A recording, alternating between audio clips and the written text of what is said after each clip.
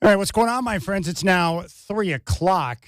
And Dave Deckard of BlazersEdge.com will stop by, and also Brad Botkin. Deckard of BlazersEdge.com will stop by, and also Brad Botkin will share his final thoughts on the NBA Finals as we get ready for the NBA Draft and we head into a new league year. Checking the Major League scoreboard right now, a couple of games that have just gone final. The Giants over the Braves in Atlanta, 7-2. Top of the ninth in Los Angeles.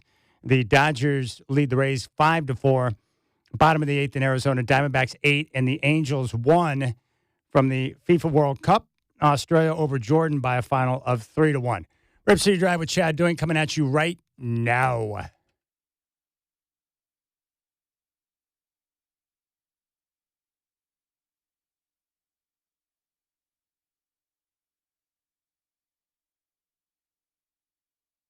Live from the Coors Light Studios, it's the Rip City Drive with Chad Doing. Coors Light, cold as the Rockies. Please drink responsibly. Messi on the turn, options either side. Lionel Messi! There's your goal! There's more history! There's the Magic Man again! McAllister on the decks and on the save! The rebound is Messi's second goal! He might end the night as the World Cup's all-time top goal scorer. Messi with 2, Argentina with 2. Total control for the defending champions. Nico Gonzalez, Lionel Messi. Lionel Messi! First career World Cup hat trick ties the all-time goal-scoring record. Ohtani leads off and cracks a highliner, deep center field. It is gone. It just takes Ohtani to snap this pitcher's duel. He'll clearly be ready in time for training camp. I think he's going to be full by the end of this month, and yet it's good to have him out here in uniform. Strap in. The Rip City Drive with Chad Doing starts now. He's in studio in the sunshine and the beautiful weather. Chris Burkhardt is going to join me here in just a moment. He's in studio. And we'll sunshine and the beautiful weather. Chris Burkhardt is going to join me here in just a moment. He's in studio, and we'll talk some Blazers with him. Dave Deckard just had a terrific piece at BlazersEdge.com. I want to talk about Tom Dundon with him and some of the reporting we have seen over the last couple of months. And then we'll talk with Brad Botkin at 5:20. Your telephone number is 503-248-0620. Also, we're going to have a Hops Ticket Wednesday today. We'll have a 4-pack of tickets to give away for your chance to check out the new ballpark, which is spectacular. So if you haven't been there, it'll be a great opportunity for you, and you can sit in the Rip City Radio row. Now, I do want to say this, and I've been thinking about this a lot, and Chris Burkhardt will join me here in just a moment. The Tom Dundon news cycle, it's really starting to give me a migraine. I am tired of hearing about what Dundon is, what Dundon isn't, what he's capable of, what he's not willing to pay, what he is willing to pay. I can't take it anymore. So what I'm going to try and do for all of us is to move on, because I think the more important question now isn't about Dundon and the Carolina Hurricanes, or Dundon and the arena improvements, or Dundon and what he wants to pay a head coach. You know, I think we got to give him time before we can pass judgment and allow him to make decisions. I think the more pressing question right now really comes down to what they're going to do in the offseason. We got the draft coming up. Are they going to look to buy into the first round in a deep draft? And what about a big move? Are they going to go big game hunting? Does Tom Dundon want to make a statement? I think those are the more pressing matters. So we'll dive into some of that as well. But again, if you want to jump on board, 503-248-0620. I feel good today. I had a great workout. My body feels good. I could do without some of the traffic around town on a freaking Wednesday afternoon. Can you people learn how to drive? Okay. My partner, my buddy, Chris Burkhardt is in studio. And Chris, welcome. It's nice to see you again. What was your reaction, your thought process when you saw that Tiago Splitter had agreed to become the head coach of the Chicago Bulls? I shed a tear. I like Tiago. I really wanted him to get the job. I think the whole rollout and the search for a coach has been disappointing at times. It doesn't mean that it's been wrong and that they might not find their guy, as you've talked about. I do think, though, Tiago was completely done dirty the entire time. And guess what? He went and got paid and found a team that wanted him. He was asked about it today and said, just not going to talk about it. Let it be. And that's what it is. Okay, so the Godfather, Dwight James, has got very good contacts within the Bulls organization. Dwight reported yesterday that Tiago's contract is roughly 3 years with a fourth-year option, and the salary is right around league average, which is $6.9 million per season. It's a lot of cash. It's a lot of cash. So from what I can gather from all the different people I've talked to, if you want to point to any mistakes with the process involving the new ownership group, from what I can gather, it's not that there's an issue with contacting potential candidates. If you're a new owner taking over late in the season, and obviously Tom Dundon did, and you know you're going to have to hire a head coach, you've got to get that process started quickly. Yeah. But from everyone I've talked to, I guess the unwritten rule is that you wait until the season is complete, meaning for the Blazers, they finished the year, they went into the play-in, they won that game against Phoenix, they move into the playoffs. I guess the unwritten rule is that you wait until the end of the postseason to begin contacting potential candidates for the job. Now, I've also been told that the NHL is a little bit different than the NBA, where if you talk to agents or a potential candidate and they talk to their agent, they share information around the league to let people know what the new owner of the Trailblazers is thinking. Maybe that type of chatter was unexpected by Dundon, but if there was a misstep, I guess because he didn't follow the unwritten rules, that's when you say Tiago Splitter was done dirty, I guess that's what you're referencing. That's what I mean by it. I don't mean that he was done dirty because he didn't get the job. I think he was done dirty because when you're trying to make a push for the playoffs and you know that they are talking to coaches and all this stuff and maybe offering jobs, you're getting all these reports, and that's a lot to deal with when you're trying to go win basketball games. Now, I also think, Chad, if you look at the things that happened last year, the whole FBI shows up at Chauncey's doorstep the morning after the very first game of the season. Tiago Splitter gets thrown into this head coaching gig with no idea how long it's going to last. Yeah. I'm sure that they walked up to him and like, hey, you are the acting head coach. Chauncey might be back in a few weeks. We don't know. Ended up being the entire year. You have one of the most injury-riddled rosters in all of the NBA, and you make it to the play and get through the play and get to the playoffs. That, to me, is a guy who earned the job. He did everything you asked and then some. He did a heck of a job. Now, do you think that because he had the success he did when he was handed a grenade that he should be given the job, or would you still want the team to go through a full search? Now, this is where I do retract a little bit because I said from day one I wanted them to do a coaching search. I just think he deserved to be part of that, which he was. They interviewed him. He made it down to, as reports are, the final three. And then Chicago jumped on. And maybe we don't know. Maybe they did want to go more with Tiago, and there's a lot that was played into that. Obviously, the reports of Tom Dundon maybe letting the Blazers take a back seat for a second while he's trying to win a Stanley Cup, and did win a Stanley Cup. But no, I do think that part of it, he earned that right to be in the interview process. Absolutely. All right, Chris Burkhart's in studio. The Trailblazers, of course, searching for their next head coach, Tiago Splitter, now with the Chicago Bulls. What's been your overall take on the reporting with the Trailblazers new owner, Tom Dundon? I struggle with it. I'm not going to lie, because I think the reporting on Tom Dundon has been all over the place. And the part that frustrates me the most is we get a lot of hearsay and a lot of, this guy told me and my friend's neighbor's uncle who used to play ball with him, that type of stuff gets thrown out there. And then when Tom Dundon goes on and does a podcast, now he explains why the two-way players didn't go to that first game and why he did this. And you and I called it out when Joe Cronin said, that was my bad, I forgot, blah, blah. We all looked at each other like, that's Joe Cronin being a company guy and just taking the fall publicly. And Tom Dundon never had to go out and fix it. But he did. He did. And he said, you know what? That was my bad. I'm still learning it. So the part that irritates me is just sometimes the reporting is a little bit different than what Tom Dundon says. And everyone talked about Tom Dundon being very, very open with the media as he has been in Carolina. I'm waiting for that Tom Dundon to show up and be more active with the Portland media. And then we don't have to play this game of he said, she said. Don't you think that will help once we get through the coaching hire and get past the first couple of weeks of free agency? Absolutely. As moves happen and Dundon gets a chance to talk, we'll get a better feel. What's your take on the reporting that he only wants to pay a coach $1.5 million? We've seen that floating around out there. Well, we saw that reporting, and then we heard during the exit interviews from Joe Cronin that that's not the case. Money's not the issue. If they want to hire the guy and it's going to require finances to do so, they're going to go do that. Also at $1.5 million.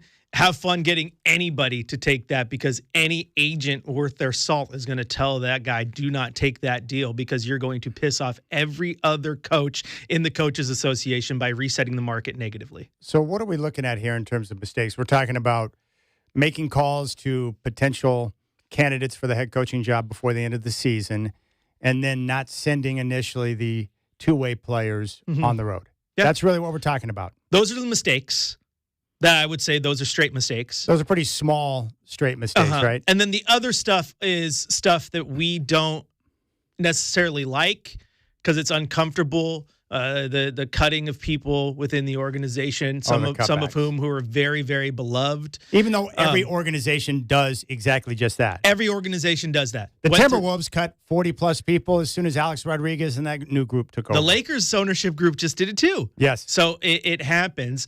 It's corporate America at its finest, one of your great topics in life, Burkhart. I think the part that is frustrating is when it is people who are very forward-facing. So you have a relationship with those people. Everybody in Rip City has a relationship at some point with guys like Casey Holdall, right? And he's been wonderful, and he's been there forever. So losing guys like that is very, very unfortunate. But as an owner, if I'm coming, I told you this months ago. If my parents sold me the meat market tomorrow, and I've worked that entire business most of my life, and I know it like the back of my hand, I'm still coming in, looking at their books and seeing where I can cut fat. Yeah. Of course, I think we would all do the same thing. Sean in Damascus chimes in and says, first off, tell Chris hello. We miss him. Oh, thank you. And our owner's hockey team went from garbage dump to champion, so let's give him a chance. Hopefully he can do that here with the Blazers like he did with the hockey team. And that's really where I'm at with Tom Dundon.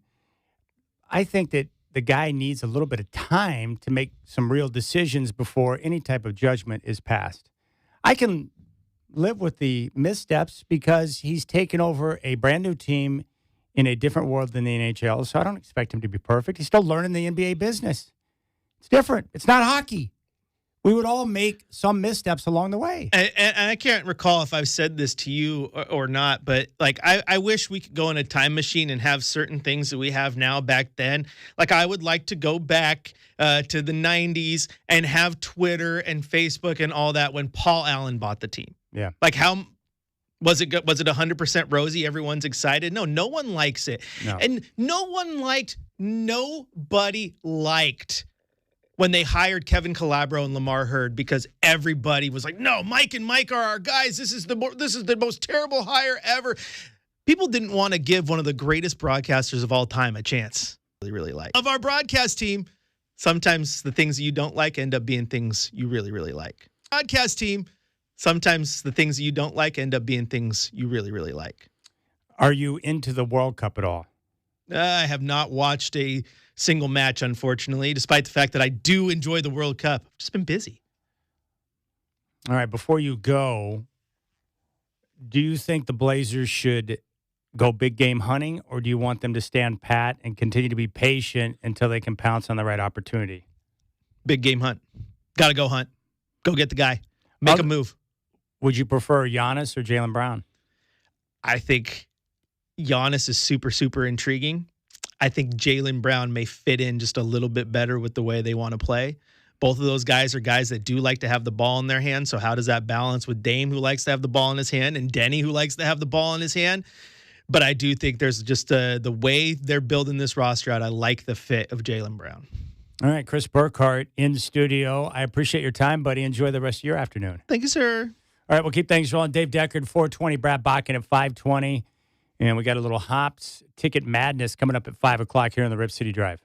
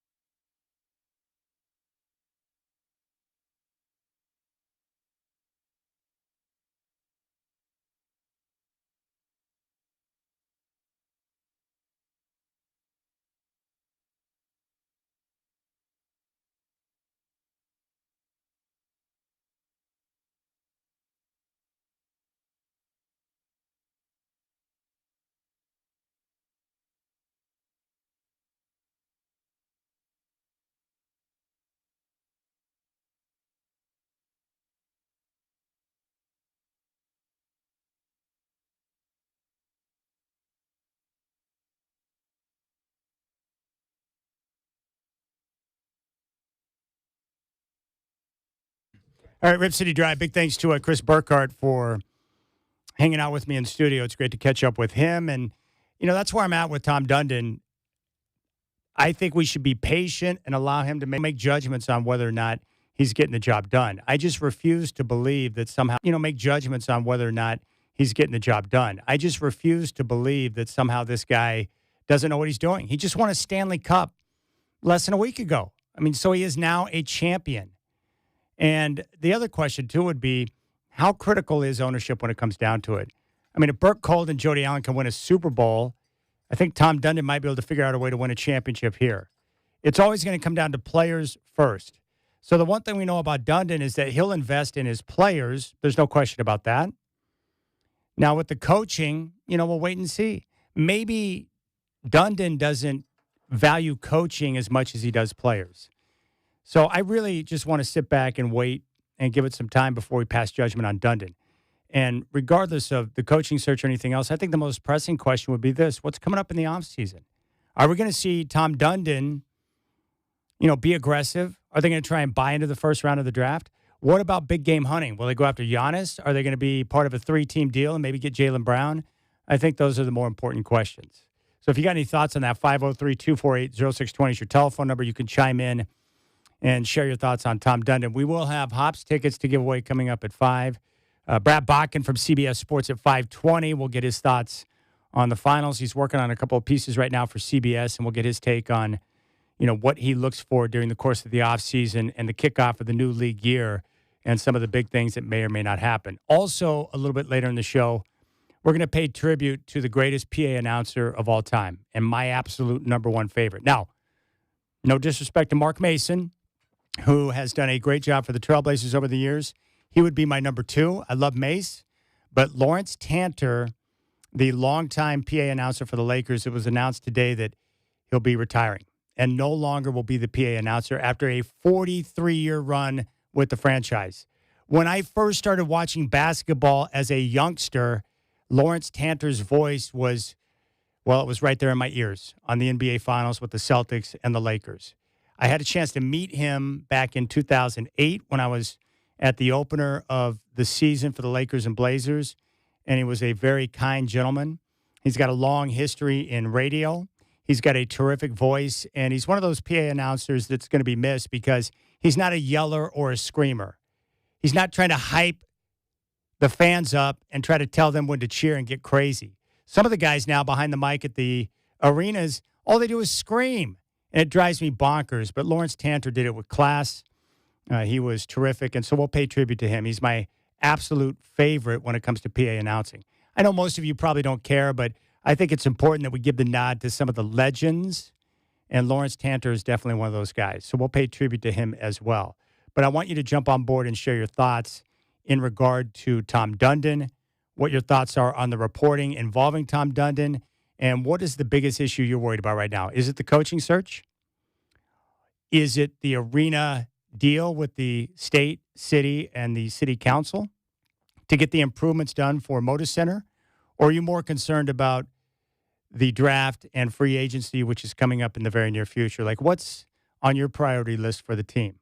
And like I've told you before, I truly believe this. I think this is a great time to be a Trailblazer fan because the team is no longer run by a trust.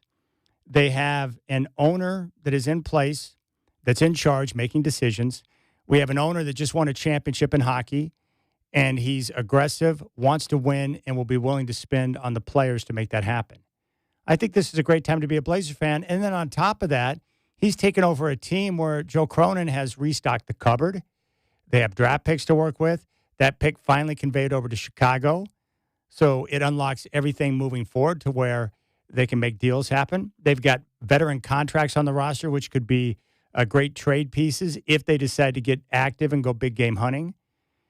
And we just saw a successful season with a winning record with a young core that's got some very intriguing pieces, including Denny Avdia, Donovan Clingan, and Tamani Kamara. So I guess what I'm trying to say is that this is actually a good time to be a Trailblazer fan. So don't fret about some of the reporting on Dundon. Let's just give him time. He's only been on the job for a couple of months.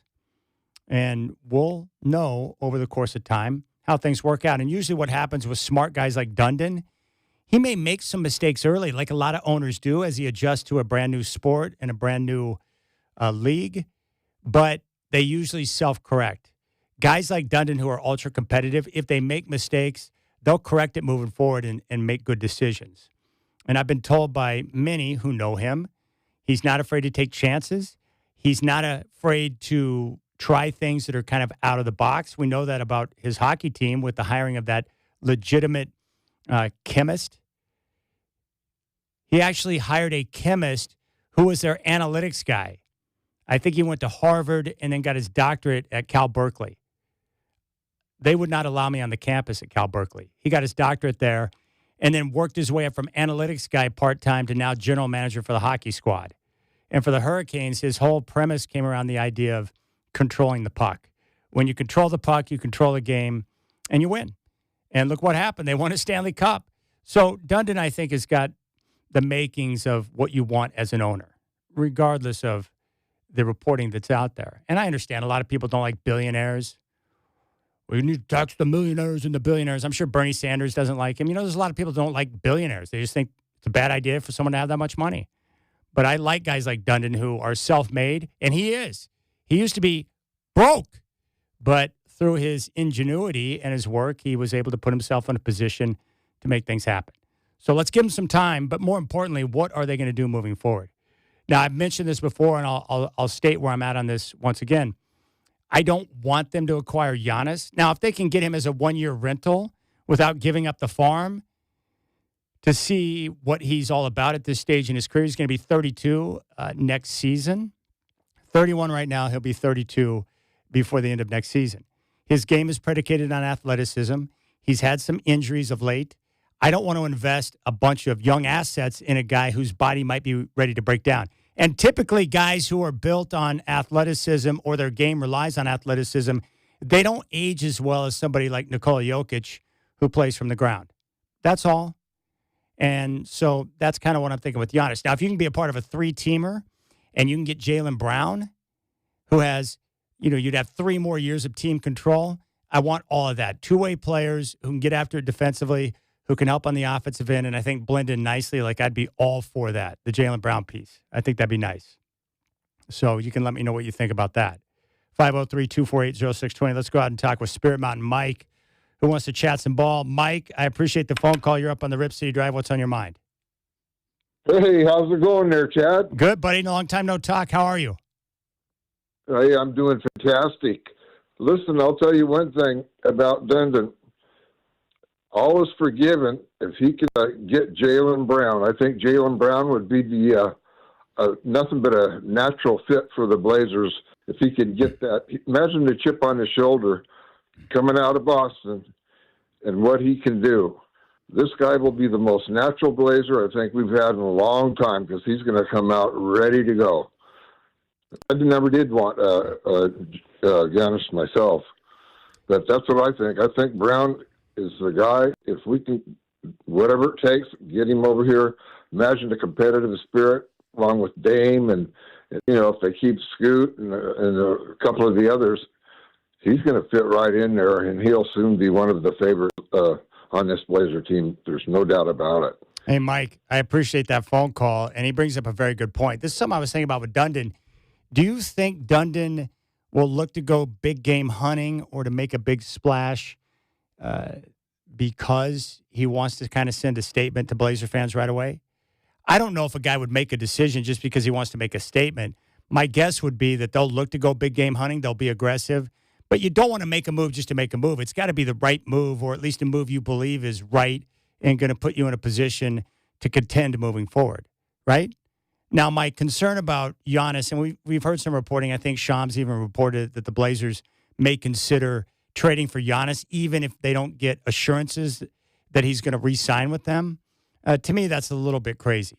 Now, you can do a one-year rental. I think there are times where you can make that happen. Like if you believe you're one piece away from winning a championship and you want to bring a guy in for a year and you want to roll the dice on that, then I think that's probably a good time to do it.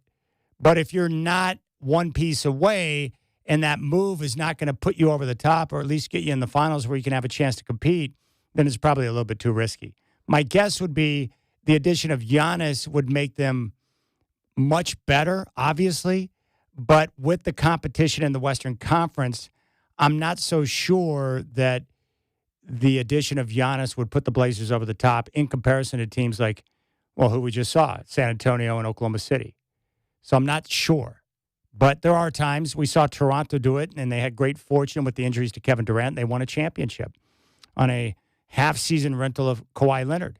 So there are times where I think it makes sense. But the question is, are the Blazers one piece away from winning a title? My guess, based on what I've seen and what they have on the roster, would be no. But you bring in Jaylen Brown, and then all of a sudden you're cooking with gasoline because you got 3 years of team control. That gives you time to be able to continue to build and, augment around the core pieces. And then obviously defensively, versatility, what they would have, and the guys they could put on the floor with a different combination of players would be nice. Now, again, what I was told yesterday is that the Blazers are very happy with the coaching search. Not alarmed that Tiago Splitter wound up in Chicago, but very happy with the finals they have. So I think they're confident in where they sit today and in their abilities to find a coach that's going to be the right fit with this team moving forward. So, we'll see. Like I said, it just takes time. And then as things move along, we can start to make determinations and see how things shake out from there. Now, what we'll get into with Dave Deckard at 420, he got a lot of questions in the mailbag at blazersedge.com about Tom Dundon and the reporting about Tom Dundon. Really, the question that was being asked is, why is the majority of reporting on Tom Dundon negative? Or why does it appear to be negative? Or why does it seem that people are taking shots at him? So we'll dive into that with Dave Deckard, but also I want to ask him about, some of the possibilities that are out there with free agency, with the potential for trades. Is Jaylen Brown a possibility? One thing we know about Brown, things really got a little bit weird last year. He made some interesting comments after they got bounced by Philly in the playoffs. And it may be time for the Celtics to move on and break up Tatum and Brown. Now, I wouldn't do it if I were Boston. This idea that somehow unloading Brown and gaining Giannis would put them over the top, based on how they play basketball, they shoot a lot of threes. And Giannis, I don't know if that's the right fit for him. Now, I've been told that what you can do is, with Giannis, if he goes to Boston, I've been told it would actually be a perfect fit because he could play down low. He'd be a terrific rim protector. He'd be your inside presence on offense. And then just like he had in Milwaukee when he won the championship with the Bucks, you surround him with a bunch of guys who can fire away from downtown. So maybe it would work in Boston with Giannis. Maybe. But this might be the offseason where the Celtics look to unload Jaylen Brown. I think Miami has interest. Boston has interest. We know from multiple reports from Shams and ESPN that I think it was Ramona Shelbourne reminding everyone to keep an eye on the Blazers because they could offer up an interesting package because we have all the Bucks picks based on the Dame trade. So I think Portland, Boston, Miami. And then we'll see who else might arise in this whole, potential sweepstakes. So there you go. Now, the crazy part about coaching and finding a coach, and the part that's scary to me is anytime you hire an assistant, you just don't know what you got. Guys who are assistants, some of them turn out to be superstars. Some of them come in and then you find out they're not head coaching material, that they're better suited as an assistant. So it is a bit risky. The one benefit to Tiago Splitter was at least you had a full season to know what he was all about. And again, how do I, judge coaches? Well, I'm not an X's and O's genius. So what I look for from a coach is very simple. In the NBA where the players have all the power and make, big time money, they usually make, 4 or 5 times more than the coach does. So I want to know, can the coach communicate with the team and get the players to do whatever it is they need them to do to help the team win and get them to buy into that team concept? If you can do that as a coach and massage and manage the egos on your roster, to me, that's the most important thing. The X's and O's will take care of themselves, but most importantly, can you manage the egos on your roster and can you get guys to do the things that they don't necessarily want to do, but it's what they need to do to help the team win. Tiago Splitter was able to do that. So there's great value in that because the players respected him, they listened to him, and they played hard for him. And that's kind of how I judge that.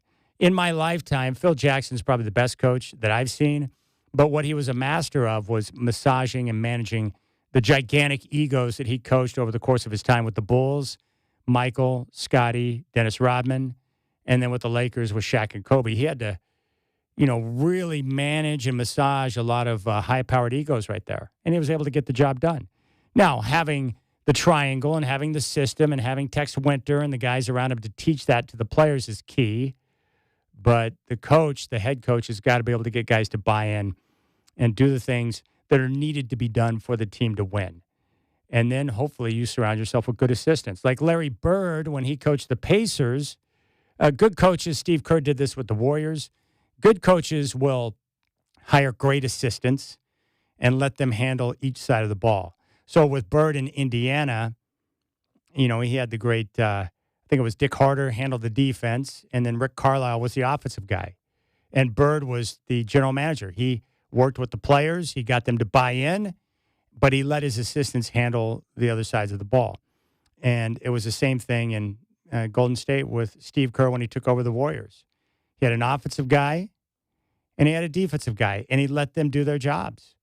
And then he managed and massaged and worked with the egos he had in Andre Iguodala and Steph Curry and Klay Thompson and Draymond Green.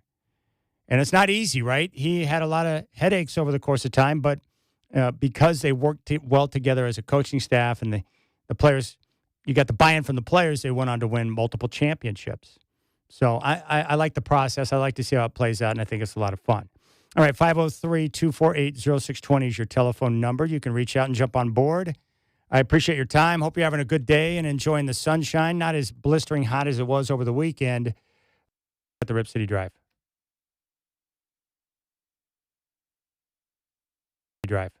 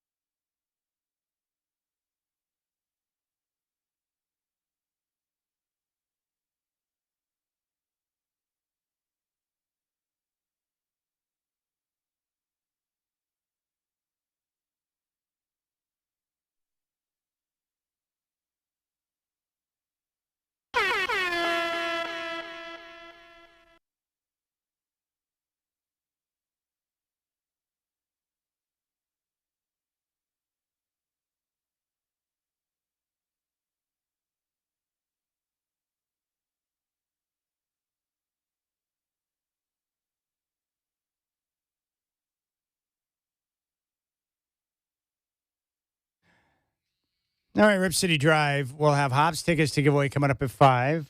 Dave Decker to BlazersEdge.com at 4:20. And then we will talk with Dave, what's his name? So Dave Decker at 4:20, Brad Bakken at 5:20 from CBS Sports. Want to get his take on the NBA Finals and then take a look to the offseason to see what type of big moves he's going to be keeping an eye on. So we'll do that as well. I did see recent reporting, there's been more new news on Brendan Sorsby. Apparently, when Sorsby was with the Cincinnati Bearcats, they were well aware of his gambling issues and yet chose to do nothing about it. You know, it's so bizarre that we're in a day and age now to where the schools don't even really care about the players' well-being. Like Texas Tech, I understand where they're coming from. I don't necessarily agree with it, but I understand what they're trying to do. They're trying to win a national championship. They're coming off one of the most successful years in school history in their playoff berth last year when they won the Big 12 and then got knocked out by Oregon down in Miami. Well, they knew with the roster they have and the amount of money they poured into NIL, they're basically a quarterback away from competing for a championship once again. And they're the odds-on favorite to come out of the Big 12. So in the boosters' minds and all the guys that support their program down there, they're like, dude, we just need a quarterback. I'll spend whatever is necessary to make sure we have a QB to put our team in a position to win a championship. They weren't worried about Sorsby's well-being or his gambling addiction. And that's the way these schools operate now. It's just, hey, let's get the guys, let's do whatever is necessary to win, and so be it. Because the money controls everything now. And my whole concern about Sorsby is this, just like with any player, Sorsby needs help. He needs counseling. He needs to have a support staff around him to make sure he's getting the help he needs. But most importantly, he's got to recognize that he's got a gambling problem. And once you're willing to admit that and accept that, then you can start to get the help that's necessary. Because if he doesn't, it's not just going to go away. It's going to continue to pop up and be an issue. Meaning, just because he's leaving college and jumping into the NFL, the gambling problem doesn't disappear. It's still going to be there. It's something he's got to deal with. But the more I hear, whether it's the NCAA or these colleges or the conferences or the NFL talk about how much they care about the players, I don't care really about what they say. I just look at more what they do. Like the NFL can't look me in the face and tell me they care about player safety when they're having each team play on a Thursday night, or that they're looking to add a couple of more games to the schedule or eventually get to an 18-game schedule. They got these teams playing on Thursdays, for crying out loud.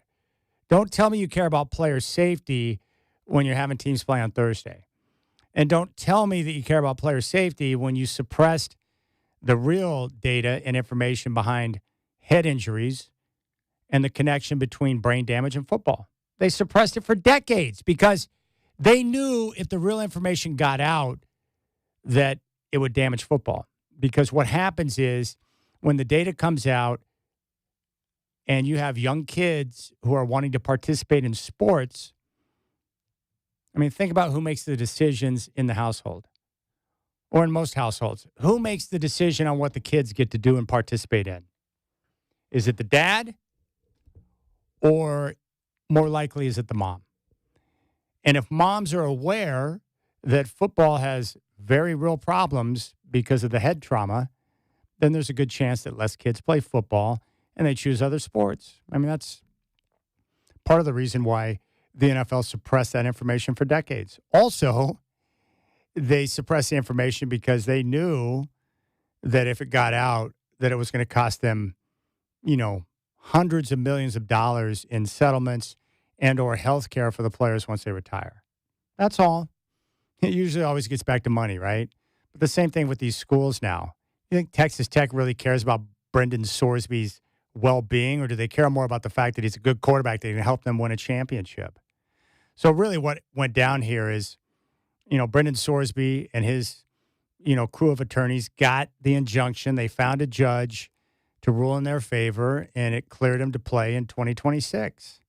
But the outcry from the NCAA and the threat of having to wind up in court once again, plus all the threats from the Big 12 and other conferences and schools around the country who are considering not playing or competing against Texas Tech because of their decision to get the ruling from the Texas judge. They knew that they were facing an uphill battle, so, Brendan Sorsby made the decision to jump to the NFL, and he's more than likely going to make himself available for the supplemental draft. So wherever he ends up, I just hope that he's got people around him that will encourage him to get the help that's necessary. Because if not, this gambling thing is going to continue. And this is not the last of it.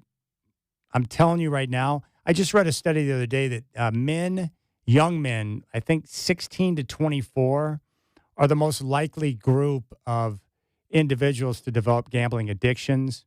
And part of that is the legalization of sports gambling, where it was turned over to the states.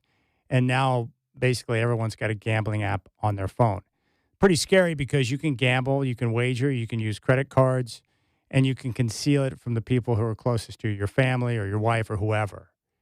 And then before you know it, boom, full-blown issue. And it's being encouraged. And not only that, you can't watch a sporting event now without the constant advertisement. I guess what I'm trying to say is that there's going to be a lot more stories like Brendan Sorsby popping up in the future where you're going to have quarterbacks, running backs, cornerbacks, wide receivers, different players on the football team who are placing bets or telling their friends or family members who to bet on, and this is going to continue to be a problem. But this is the decision that was made by these sports leagues. The reason why they decided to jump in bed with the gambling companies was because of money, big-time money. There's a lot of money to be had there, and they made the choice to do that. And with that decision, there's going to be fallout. I'm just telling you, there's going to be many, many more situations like what we have with Brendan Sorsby right now. What I care most about with people in that situation is to get the help that's necessary so you don't derail or continue to derail as you move forward. But very interesting. I mean, these boosters, they don't give a flip. They just want to win games. Here's $10 million. You need $5 million? I got $100 million. Those oil tycoons down in Texas, they'll do whatever it takes to win. And they nearly bought themselves a championship last year. That's the world we live in right now. Okay, we'll keep things rolling. Dave Deckard is going to join us coming up at 4:20, and we'll get his take on the reporting around Tom Dundon. We'll talk about the offseason, and we are going to pay tribute to the great Lawrence Tanter, the greatest PA announcer of all time.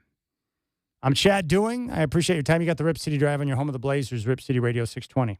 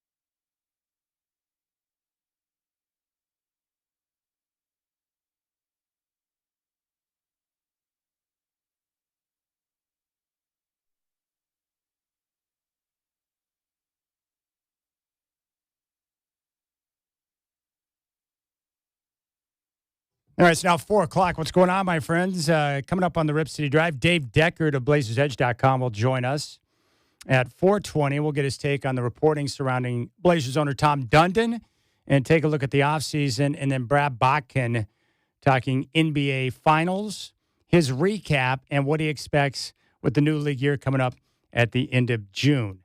Checking the Major League scoreboard right now with some of the games that have gone final. Diamondbacks over the Angels 8-1, Dodgers 5, Rays 4, Padres over the Cardinals 6-1 in St. Louis, Astros double up the Tigers in Houston 4-2, and the Marlins rout the Phillies in Philadelphia by a final of 12-4. Checking the World Cup scoreboard, it was Australia 3 and Jordan 1. We'll have Hops Ticket Wednesday coming up at 5 o'clock. Your chance to get out to the new ballpark in Hillsboro. Just listen to me for your chance to win.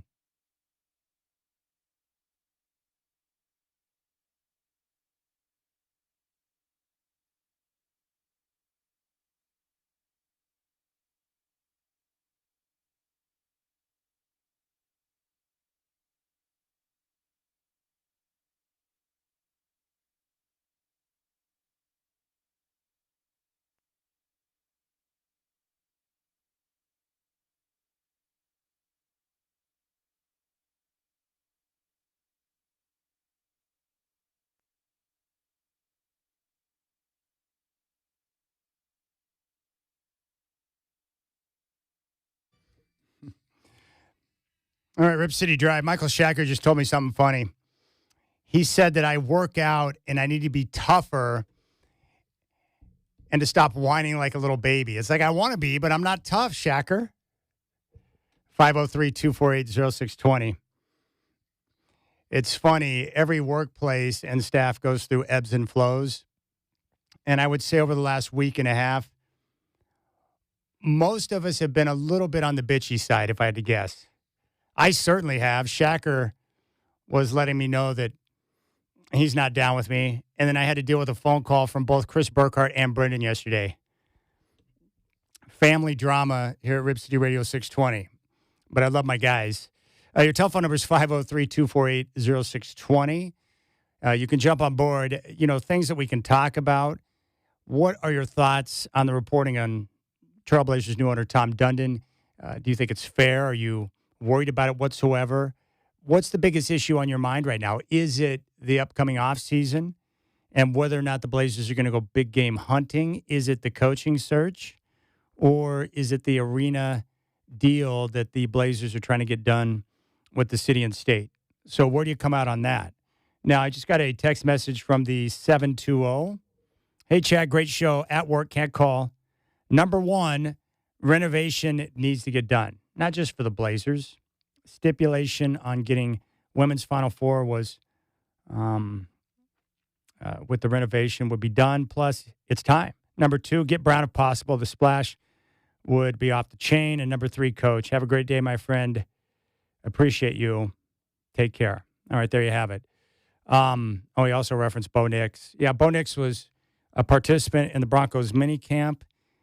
Not 100% full participant, but Sean Payton said that Bo would be 100% by the end of June, which means Nix will be on track to be a part of the full training camp. And, of course, Bo Nix is coming off the broken ankle that he suffered during the playoff game against Buffalo at the end of the game, and that's a problem. And then he had the cleanup surgery, and we just found out that that was as a result of bone spurs. So there you have it. 503-248-0620 is your telephone number. But I'm excited to see Bo. You know, for the Broncos, you know, Bo Nix, and I saw him yesterday talk. It's fun watching young quarterbacks or young players as they continue to gain experience, just to see their overall confidence, their approach, and how they see things. And the Bo Nix that I heard yesterday was a more mature Bo Nix, someone who was much more thoughtful as he was answering questions from the press, just sounding like a guy that has a couple of years under his belt, a deep playoff run last year, and a guy who's a new father. I love some of these young quarterbacks in the NFL. And some of these young quarterbacks, the majority of them, they're not just great players, but they're also guys who are terrific leaders. They are the type of players that you want representing your franchise. and they set the pace and the tempo for the entire team. And that's Bo Nix. That's Patrick Mahomes. That's Josh Allen. These are the guys that show up early, they leave late, they put in the time, and they make plays. And really what it comes down to as a quarterback or to be a leader of a team, if the players around you know that you're going to put them in a position to make plays and be productive on the field, which is going to result in bigger dollars on the next contract, they're going to run through a brick wall for you. But that's what's exciting about some of these young guys. I'm also a huge fan of Justin Herbert. I know that people crack on him because he's yet to have success in the postseason. But I think Justin Herbert, like Bo Nix, like Josh Allen, same thing. Sets the tone for the franchise, for his teammates. He can do everything on a football field, but, he brings that work ethic and leadership that you want to see from that guy. The NFL season coming up is going to be an awesome one because there's so many teams on both sides, AFC and NFC, who are going to be in contention. Now, inevitably, there's always a player or two that drops off or a team or two that you think is going to be in the postseason that turns out not to be. But just look at the AFC. In the West, Denver, Kansas City, and the LA Chargers. That's three teams that will make the postseason and be in contention. Kansas City missed out last year because of the injury to Patrick Mahomes. In the South, you've got Houston, Jacksonville, and I would put Indianapolis in the mix. They suffered injuries at quarterback, which derailed their playoff hopes. In the North, you've got Baltimore, Cincinnati, and Pittsburgh. And in the East, you've got Buffalo and the Patriots. 11 teams in the conference that are contenders right now, through my eyes. 11. That's impressive. In the NFC, you have Philadelphia, Washington, Dallas in the East. In the North, Chicago, Detroit, Green Bay. And I put Minnesota in that category, the entire division. In the South, Carolina, Tampa. And in the NFC West, you've got three teams, Rams, 49ers, and Seahawks.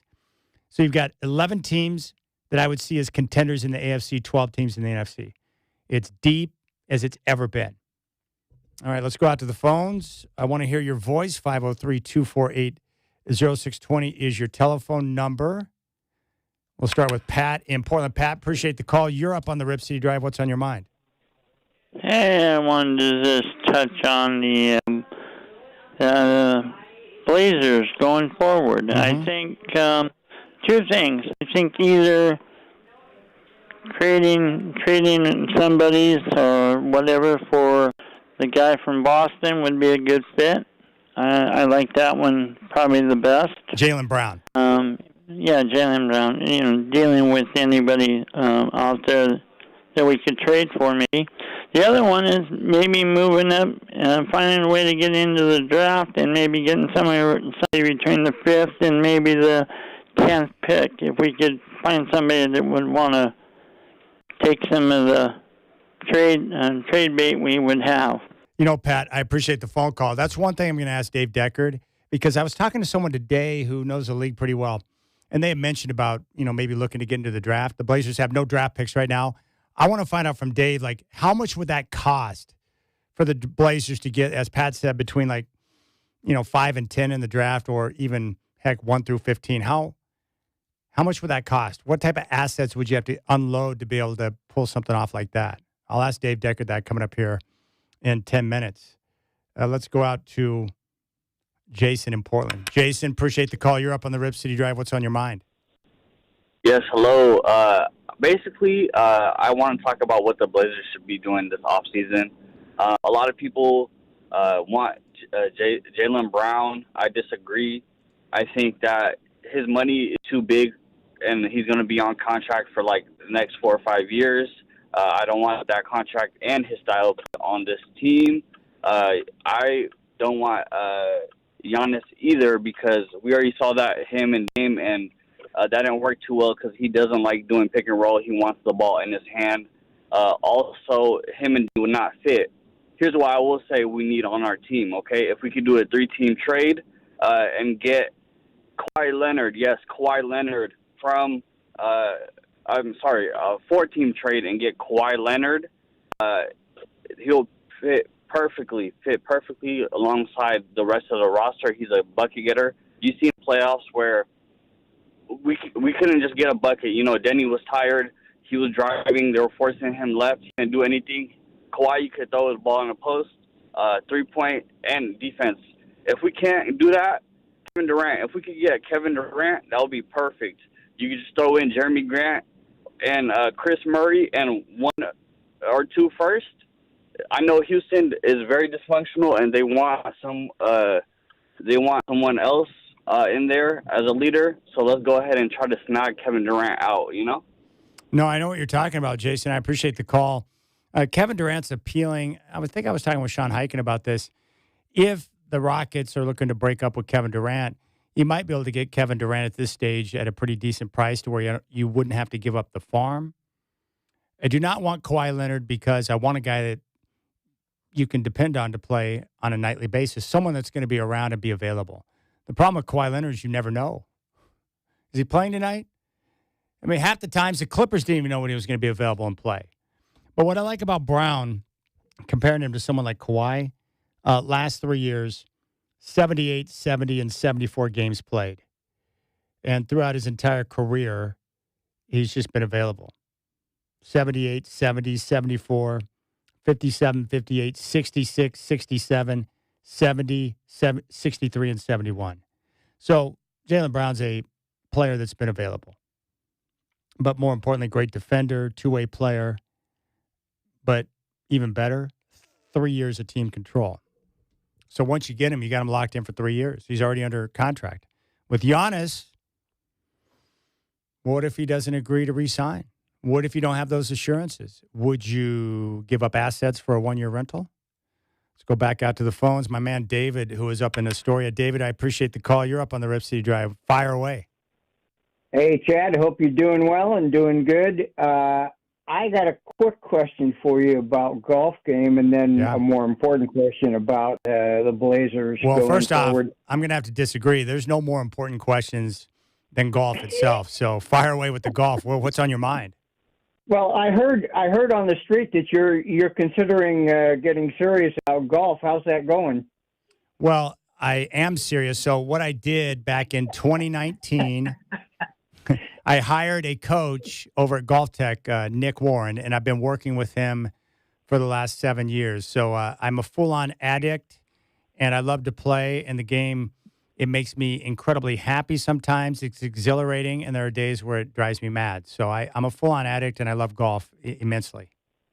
Oh, I agree. I'm not much of a golfer, but I agree that it is a mind game that'll break your heart. No, it is. It reminds me, David. It reminds me of those relationships. You know, when you the best way I can relate it is like when you were younger. Like sometimes you would take a chance and start dating a crazy girl, but you thought it'd be fun. It's like golf plays mind games with you, like that girl sometimes. When I was in high school, I surfed. There was a bunch of us that surfed, and one of them was a serious golfer, the only one of the bunch. Every once in a while, I'd call him to go surfing, and he'd say, "We're not going surfing, dang it, we're going golfing." And I was the only one of the bunch that would go out with him on occasion. So we'd go out, and I could care less. I was playing in my tennis shoes, blue jeans, T-shirt, barred clubs, and I could care less. And I was a bit of an athlete. I played a lot of experience. I played remarkably well for somebody with no experience or real talent. I played remarkably well for somebody with no experience or real talent, and it would drive him crazy. He was good. He went on to become the club pro at Classic Country Club and Astoria Country Club, and to drive him nuts that I would play so well. Well, yeah, because we don't like people like you, David, because someone like me that puts in a lot of time practicing and stuff, when I see someone out there that rarely practices or doesn't play that often, that is able to go out and strike the ball well and score well, it drives me mad. I played with this lady in the couples Chapman tournament out at Willamette Valley a couple of weeks ago. She was from the Seattle area. She lived up on Capitol Hill. She was terrific. And I played the entire day on Saturday with her. She was in our group. And so afterwards, we were having dinner, and I was like, how often do you play? And she goes, it's the first time I played this year. And I'm like, what? So right away in my mind, I was hating on her, just like you, David. Yeah, she was great. Good athlete, natural athlete. All right, 503-248-0620. And we'll dive into Tom Dundon and take a look at the offseason. Dave Decker to Blazers Edge. BlazersEdge.com is coming up next.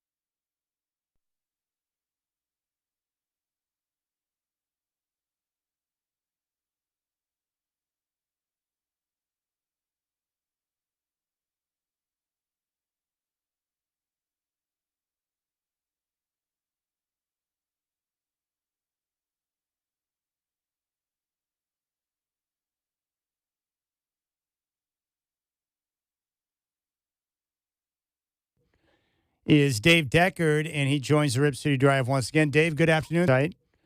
Is Dave Deckard, and he joins the Rip City Drive once again. Dave, good afternoon. Thanks for making time for me. How's it going, Chad? Very well. Before we get to the Trailblazers, what's your big takeaway, and what did you learn from the finals with the Knicks over the Spurs in 5 games? That was really interesting. The Knicks basically stuck to the game plan that we thought they were going to. It was just way more effective than it was supposed to be. I think the Spurs had a couple of problems. First of all, on the 50,000-foot level, they were victims of their own culture and development, I think. It's not just that they were young, but you could kind of tell that this team in the current incarnation had been given everything. Not that they hadn't fought, I'm not saying that, but this team existed because it got drafted, right? There wasn't much else to it. And they played kind of like they expected to win just because they showed up. And actually, that did kind of work for the first half of most of those games. But when New York bore down, defended well, played hard, pushed them around, San Antonio couldn't respond. Obviously, what New York did with Victor Wembanyama was stirring, beating him up, elbowing him, all the stuff we said they would do. But also Karl Anthony Towns had a great series, underrated because Brunson took all the headlines, right? But Karl Anthony Towns really set up the platform for Jalen Brunson to work on.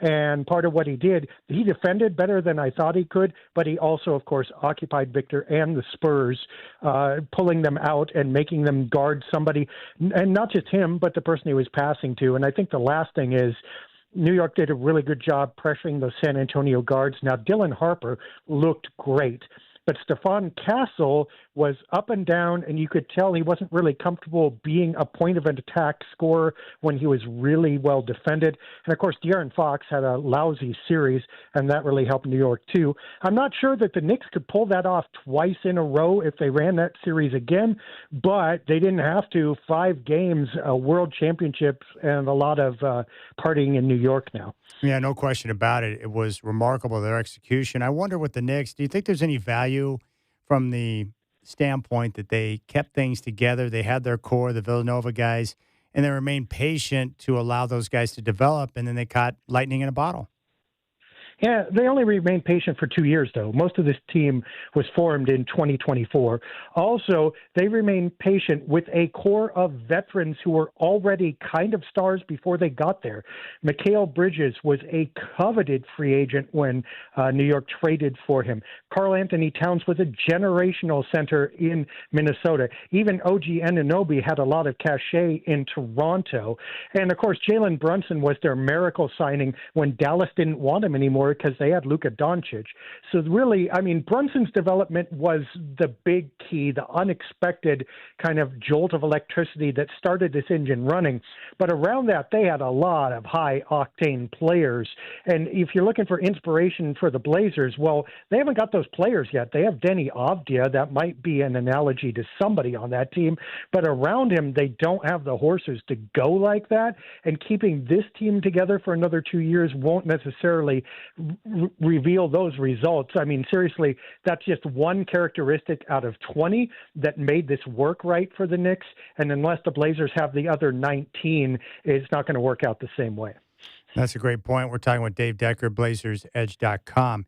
You had a great piece on BlazersEdge.com where you were dealing with a lot of mailbag questions. And really the questions are kind of the same thing that I have, Dave, and that's the reporting, the initial reporting around new Blazers owner Tom Dundon, where it does appear to be, somewhat negative.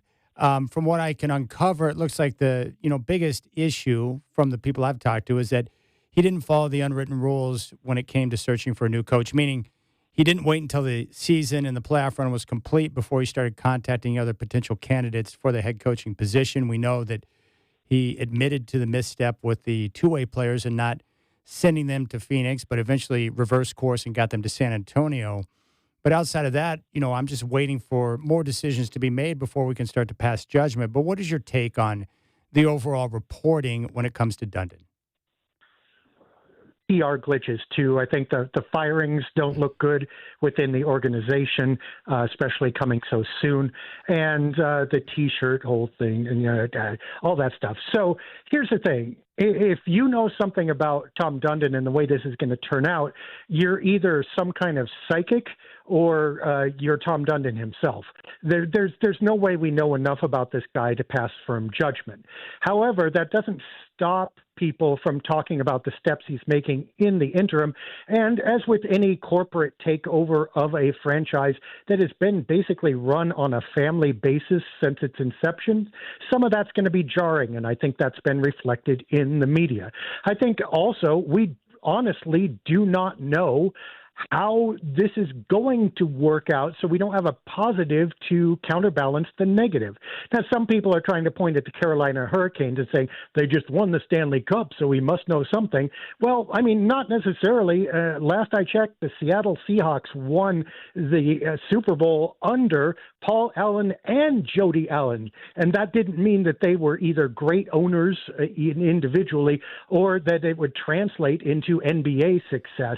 So that's really a non sequitur, and that's part of the problem. Is I think there's a certain segment of the population that wants to presume that Tom Dundon is automatically good because he bought the Trailblazers. There's no evidence of that either, but people say when there's anything negative printed, even if it's in black and white right in front of them, no, that's biased, no, that's a lie, no, that's whatever, even though clearly it's not. And what they're really doing is starting with the conclusion they want to happen and then filtering out all the data otherwise, rather than looking at the data and starting to build their case. But I think they are correct in that it's way too soon to build a firm case. And we're going to have to see what the Blazers do over the next 2 or 3 years before we even start to judge how Dundon is doing as an owner. I would agree with that. What is the biggest thing that's on your mind right now? Is it the coaching search? Is it the arena renovations and getting a deal done with the state and the city and the council? Or is it what's coming up with the kickoff of the new league year and whether or not the Blazers are going to go big game hunting? I mean, all of it counts. I don't credit the arena stuff much because I know Chris Rock had a routine once upon a time talking about Siegfried and Roy and their tigers and how a tiger turned on them. And he said that tiger didn't go crazy. That was just that tiger being tiger, right? Well, it's the same thing with a corporate owner. A corporate owner who comes in is going to own and leverage things like a corporation does. That includes making sure that other people either pitch in or flat out pay for the improvements that you want. That includes saving money and looking at the bottom line and making sure you eke out the most profit with the least expense. That's the way things are done. That's how you make money. So this arena thing is part of that. I think the coaching staff thing is probably part of that, although it is a little bit awkward how long this is taking, especially if they have to restart now that Thiago Splitter is done. If somebody else gets hired by another franchise and now they have to start from ground zero, I think that looks kind of bad. That's of mild concern, but honestly, getting the right coach and making the right moves in trades this season are the two things that you're going to judge the team on immediately. I don't think they have a lot of stake in the draft. I don't think they'll be able to do a ton in free agency. I think if a big trade is out there and the Blazers are part of it, I think that's probably a positive for Blazers fans. And if the coach they hire after this search ends up being good, all is forgiven. If neither of those things happen, then you start to look at the way in which these things transpired and go, there was something hinky there, and the results were not very good. Therefore, there's reason to suspect this ownership group and the new direction of the franchise. Hey, Dave, one question that people wanted me to ask you. I'm getting a lot of this. What is the cost of getting into the draft this year? Like, if you wanted to buy into the first round, like the top 10 or the top 15, is that a possibility or is it too prohibitive? I mean, there's a big difference based on where. If you can't get into the top 5, if you want to get into the top 10, it's pretty selective. So I assume the cost is going to be pretty high. And the problem is not just paying it, it's paying it and making salaries work. The only permutation I can see is if someone wants to get out of the top 10 or the top 15, top half of the draft, probably somewhere between 11 and 15, really, and is willing to accept some future draft capital that's really, really good, like, for instance, Milwaukee's future pick in 2029 or some of those pick swaps or whatever, that's a possibility, but I don't see them trading any of their current players to get into the draft because basically it's either going to have to be Denny Avdia or it's going to have to be someone who won't move the needle that much, or you're going to have to stack players up and make a bigger deal, and that's pretty complicated just to trade for a rookie at that level. So I don't see a lot of hope of them getting in the top half of the draft, long story short. However, there might be space at the lower half of the first round, and there's sure space always in the second round. And I think if the Blazers are going to buy in, that's where you're going to see them probably somewhere in the 20s in the first round, or more likely anywhere in the second round, to get a candidate that might be a project, but that they have their eye on. That makes sense. Dave Decker, BlazersEdge.com here on the Rip City Drive. Now, you and I have talked about Giannis and the possibility of going big game hunting with Giannis and the concerns we had there with his age and fit here in Portland with the way they want to play. What do you think about this idea of being a part of a 3-team deal to where maybe you could land Jaylen Brown if the Celtics are ready to break up with him? Yeah, I think if you want a superstar player, that's the guy you go for over Giannis because he's a little bit younger. He's a little bit more versatile. He's not nearly as dominant as Giannis. He's not going to MVP you to a title. But maybe the Blazers are thinking that they don't need that. And really, Brown is a good defender and sometimes a great defender. Obviously, he scores. He's not a huge rebounder, but you know what? The guys the Blazers have at power forward aren't huge rebounders now anyway. They don't lose anything by doing that. They have the potential of a lot to gain. So if they're going to spend the money anyway and they're going to move that draft capital, Jaylen Brown would be great. There's another guy who's super hot on the market and just noises are starting to come about that he's semi-available where he might not have been before. That's Trey Murphy III in New Orleans.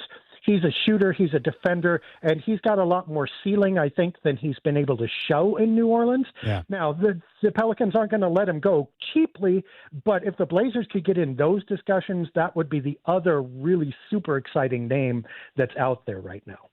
Final question for you. What was your reaction when you saw that Tiago Splitter had agreed to terms to be the Bulls' next head coach? I kind of presumed the Blazers didn't want him because if they did want him back, they could have made a stronger play for him earlier. Obviously, I think the writing was on the wall when they didn't offer him a bigger deal.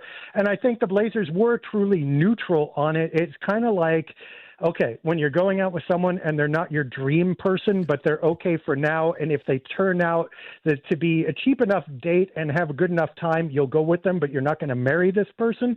That sounds awful to say, but I think that's how the Blazers kind of were viewing Tiago. And when he went out with someone else who was willing to marry him, you got to go, hey, that's fair enough because I wasn't offering that. The big question is not whether they wanted him, but whether they can get the guy they do want. And what's really going to hurt is if their dream person is Micah Nori or Tyler Lashbrook or anybody else, and they go, he's the guy, and then that guy goes somewhere else, that's what's really going to hurt and indict their process. All right, check out the website, BlazersEdge.com. His piece is up right now, Dave Deckard. Is the media biased against Trailblazers owner Tom Dundon? It's a very good read. Dave, I appreciate you, my friend. Enjoy your day and have a great rest of the week, and we'll catch up soon. Thanks, Chad. Have a great evening. You got it. There's Dave Deckard. All right, 503-248-0620. We're about 20 minutes away from giving away some Hops tickets where you can go hang out at the new ballpark. And then we'll talk some ball with Brad Bakken of CBS Sports at 520. I appreciate your time. Hope you're enjoying your Wednesday. You got the Rip City Drive on your home of the Blazers, Rip City Radio 620.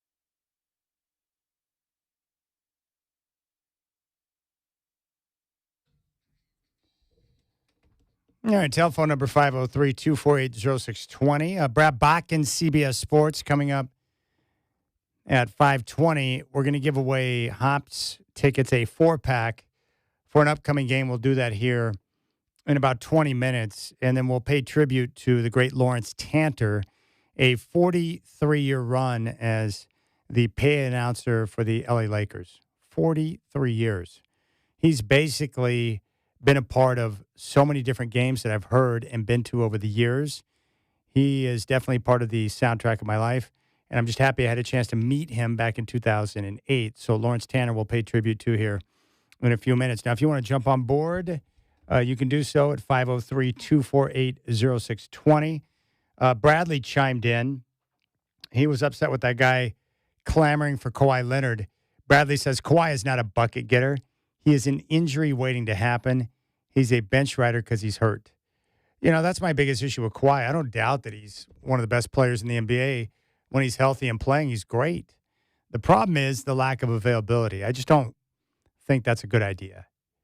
Like, if you knew he was going to be available, for 75 to 82 games and he was fully engaged, that's the guy you want because he's awesome. But the downside is he's not available too often. He's a load management type of a guy. So I'm not really into that idea, although I do admit that he's a terrific player. Kevin Durant's intriguing because he's still a high-quality player on both ends and a terrific shooter. But I would say of the big names that have been floated around out there, Jaylen Brown's very exciting. 3 years of team control because he's under contract. Great two-way player. And I think he would fit in nicely with the Blazers. Now, again, going back to the coaching search, people are asking me all the time now, when do you think they'll have a coach by? I don't know the answer to that, but I was told that it is not necessary to have him on board by the time they kick off the draft, or absolutely necessary that they have him on board, when the new league year kicks off here at the end of the month. I mean, ideally, yes, but the thing is, this coach, whoever you hire, they're going to be joining the game at such a late date that it's not like you're going to lean on that individual for, input on roster changes.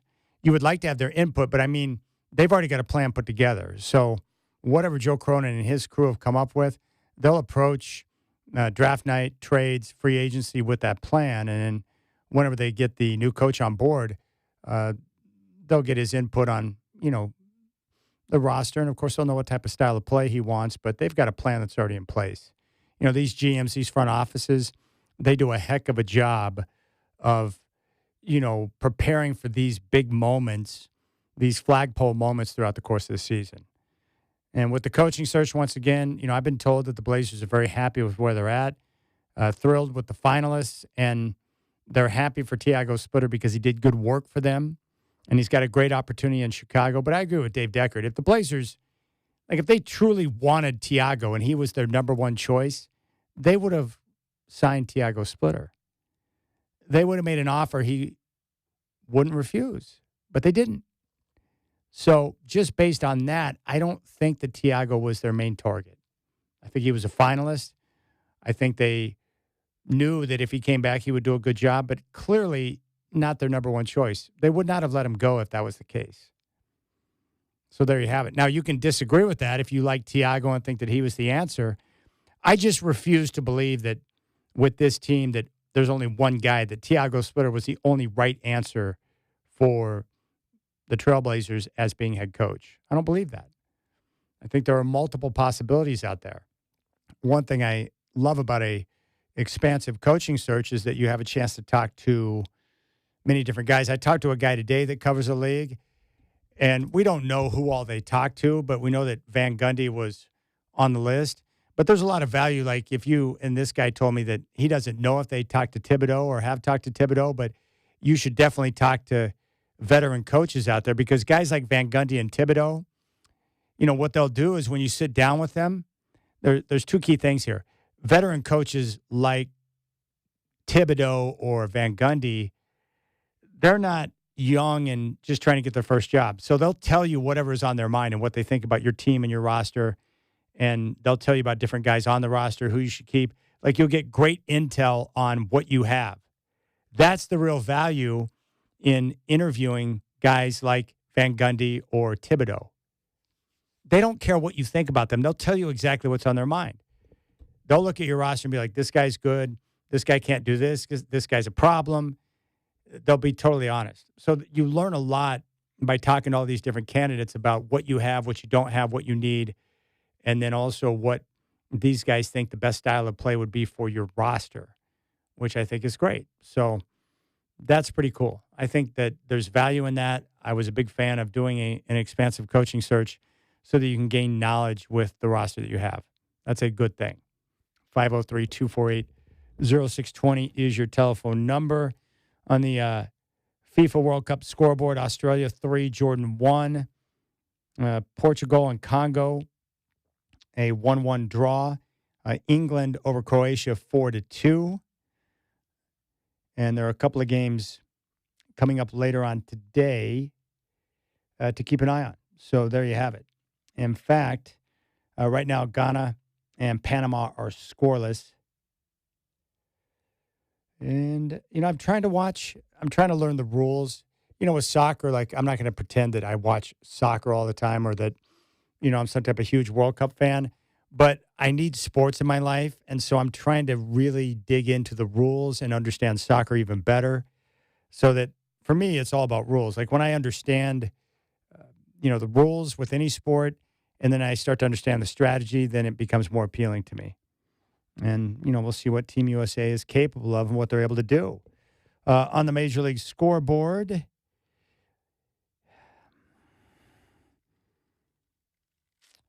nothing major going on. A few games have gone final. Mets over the Reds. Royals top the Nationals. Marlins over the Phillies. Astros over the Tigers. Padres win in St. Louis. Dodgers edge the Rays in Los Angeles 5-4. And the Diamondbacks top the Angels 8-1.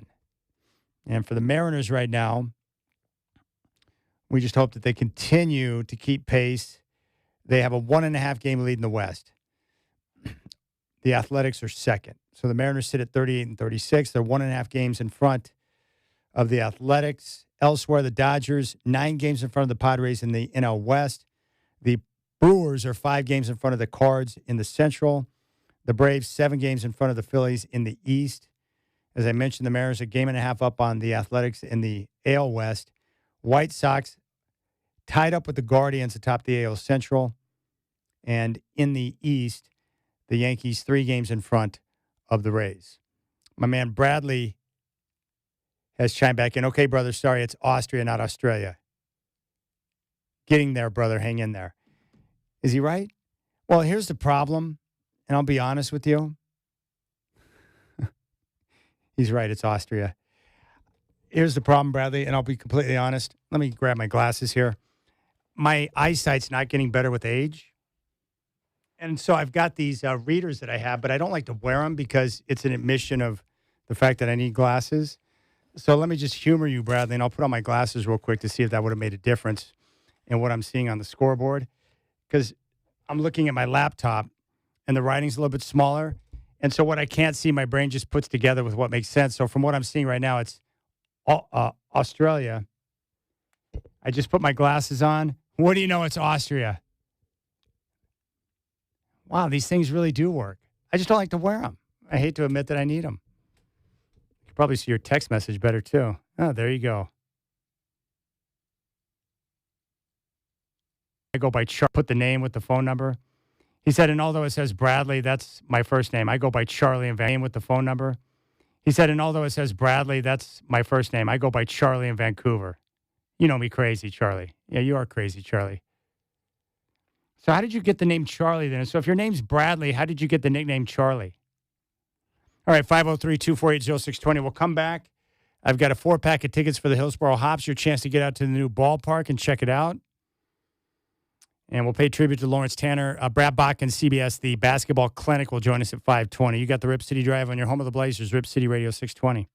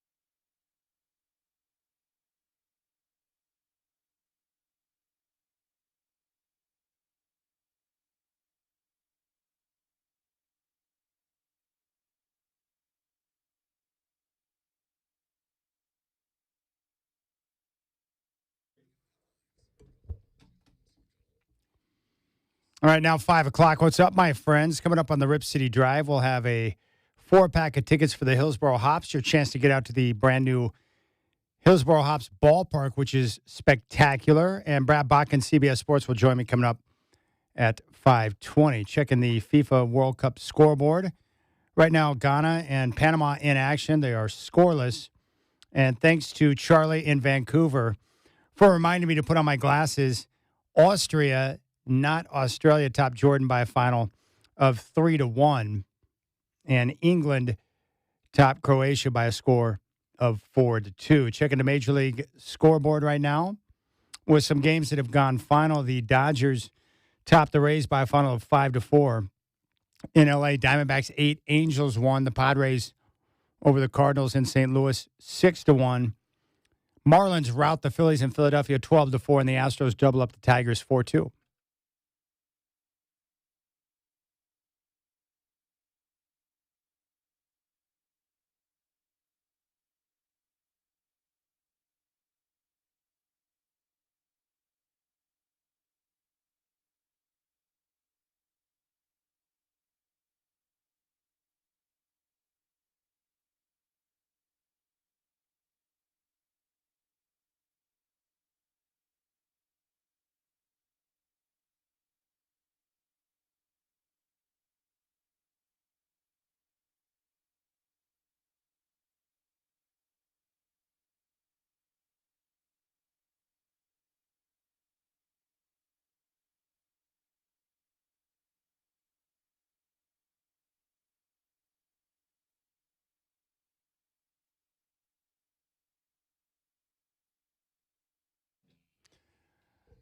All right, little Wang Chung for you.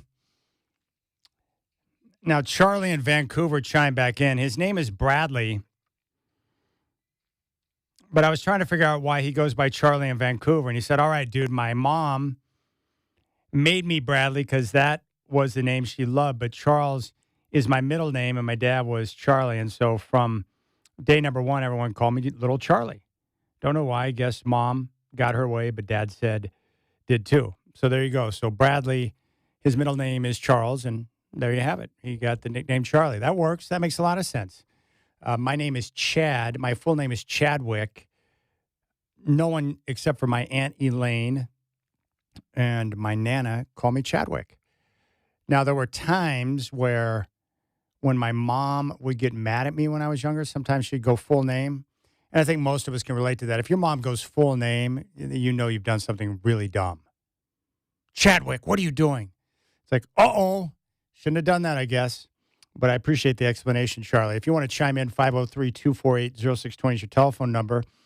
My good friend Dave Vesey has chimed in. Hi, Chad. I can talk soccer with you sometime. I'll be going to the World Cup for the first time when I see USA versus Australia. Let me put my glasses back on to make sure that's not Austria. All right, he's going to go see USA and Australia. This is definitely a bucket list for me in the U.S., hosting the World Cup, and it could be the last time in my life it will be here. So I am pumped. Go USA. And that's one thing that I can get with regardless of sport, you know, whether it's the Olympics or any type of competition. I'm going to pull USA hard. Like, I love doing that. And I think what I love most about Team USA getting better at soccer, I would love to see them pull off a few upsets, because I noticed that there are a lot of arrogant soccer fans around the world. And they like to make fun of us because when the World Cup rolls around, we pretend like we know what we're talking about when it comes to soccer. And my whole point is like, no, we just have other options. We have Major League Baseball, we have the NHL, we have the NBA and the NFL. And soccer as well. But we have other sports that sometimes dominate our time. Now, I grew up playing soccer. I loved it. I played indoor, I played outdoor. It was fun. But I also love basketball, baseball, football, hockey. So I would love that, because these arrogant soccer countries, if Team USA can pull off a couple upsets, we get a chance to talk some trash. All right, I want to talk about Lawrence Tanter for a couple of moments. Now, for those of you who don't know, Lawrence Tanter was the longtime public address announcer for the Los Angeles Lakers at the Forum, and then later on at Staples Center, which is now Crypto.com Arena. Now, for me, when I first was introduced to sports, and maybe this is part of my love of broadcasting, like I love watching games and getting into sports, but the one thing I always paid attention to was the sights and the sounds and everything around the sport itself.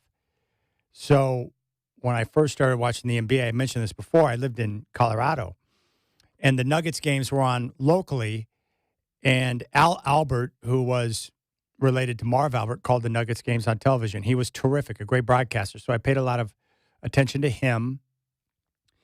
And then from the Nuggets games, I transitioned into the game of the week on CBS with Dick Stockton and Tommy Heinsohn.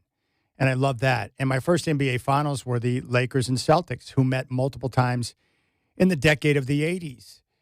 And the first time I heard Lawrence Tanter on the PA mic doing an NBA's final game, I was like, whoa, who is that voice? And so from there, I just became familiar with him. And he did Laker games for 43 years. And he is by far my favorite PA announcer. Mark Mason, number 2.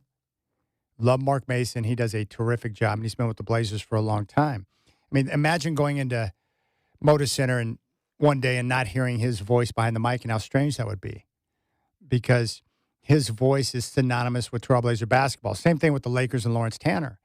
So one year, this is back in, I think, 2008, the kickoff of the 08-09 season.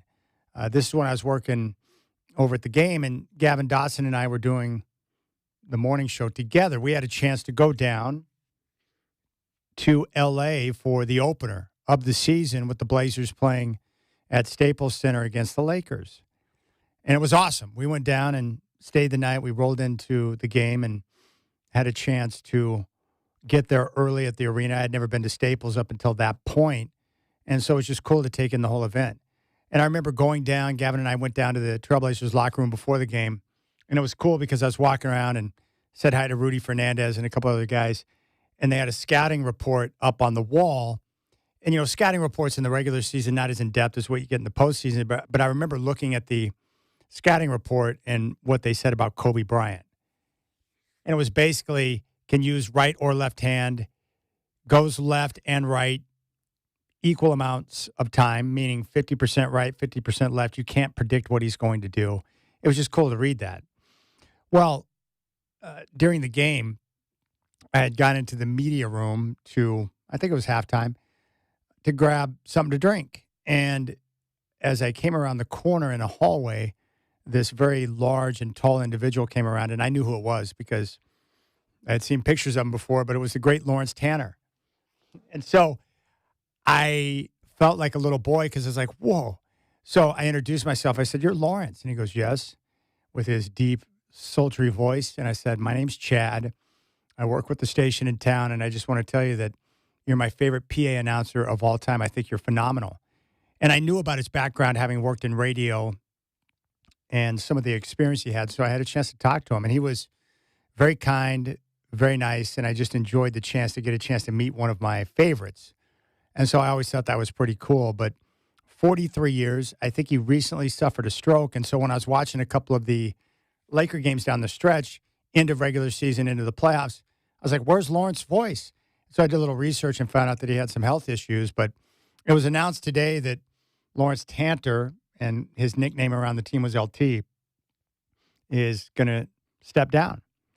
And Jeannie Buss put out a note on Lawrence Tanter. Quote, "Since the 1980s, LT has narrated every chapter of Lakers basketball, connecting generations of fans, players, coaches, and staff while becoming a trusted and unforgettable part of the famous." Now, I watched an interview with him that he did with Jim Hill, the famous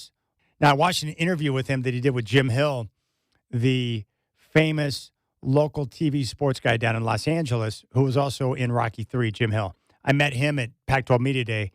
Like Lawrence Tanner, Jim Hill was awesome. And I was just looking at him like, whoa, there's Jim Hill. So in that interview, he talked about some of his favorite moments.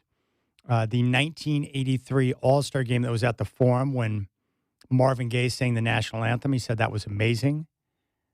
He said the most intense environment he ever been a part of was Game 7 of the 2000 Western Conference Finals at Staples in its first year at Staples when they came back and beat the Blazers. That was unfortunate.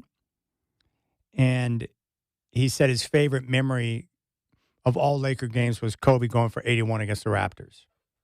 But just to give you a little sample of Lawrence Tanter, I've got two different samples. This here is Pat Riley. The Lakers won by 3 and went on for back-to-back titles. That was the year that Pat Riley guaranteed won by 3 and went on for back-to-back titles. That was the year that Pat Riley guaranteed a championship.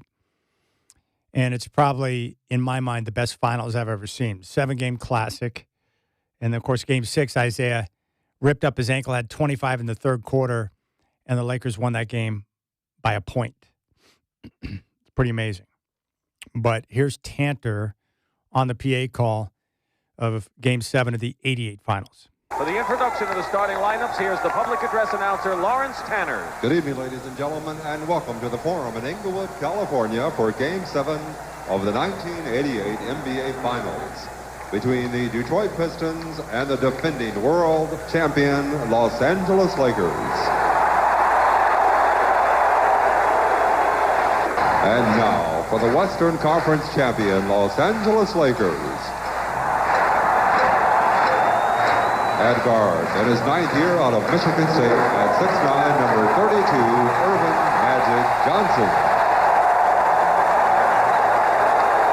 At guard, in his 5th campaign out of Arizona State, at 6'4", number 4, Byron Scott. At forward, in his 3rd season out of Oregon State, at 6'9", number 45, A.C. Green. Also at forward in his 6th campaign out of North Carolina, at 6'9", number 42, James Worthy. And at center, the captain, in his 19th year out of UCLA, at 7'2", number 33, Kareem Abdul-Jabbar. I love the way he says James Worthy. Very smooth. Now, Tanter has a different style than a lot of the new PA announcers. Mark Mason's more of an old school guy too, but a lot of these new guys are just screaming in the mic, trying to be hype guys. It's very annoying. But Tanter brought that smooth jazz feel with his deep voice and his delivery. It was a classic. So that's 88, Game 7 of the NBA Finals. Here he is more recently, Game 1 of the 2010 Finals with the Lakers and Celtics. At forward, 6'7" from St. John's, number 37, Ron Artest.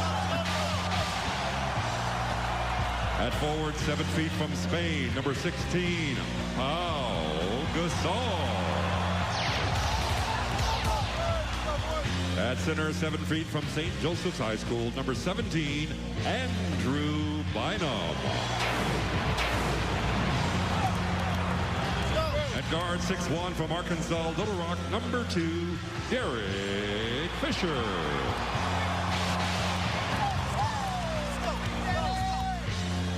At guard, 6'6" from Lower Merion High School, number 24, Kobe Bryant. The head coach of the Los Angeles Lakers, Phil Jackson. Deep delivery, kind of like the voice of God. All right, we have a 4-pack of tickets for the deep delivery, kind of like the voice of God. All right, we have a 4-pack of tickets for the Hillsboro Hops.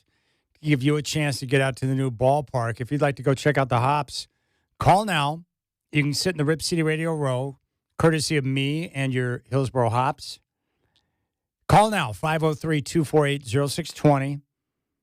Michael Shacker will get your information. First caller through. Call now, 503-248-0620.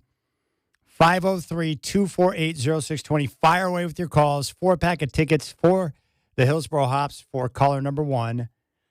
503-248-0620. Call now. Brad Bach and CBS Sports coming up next.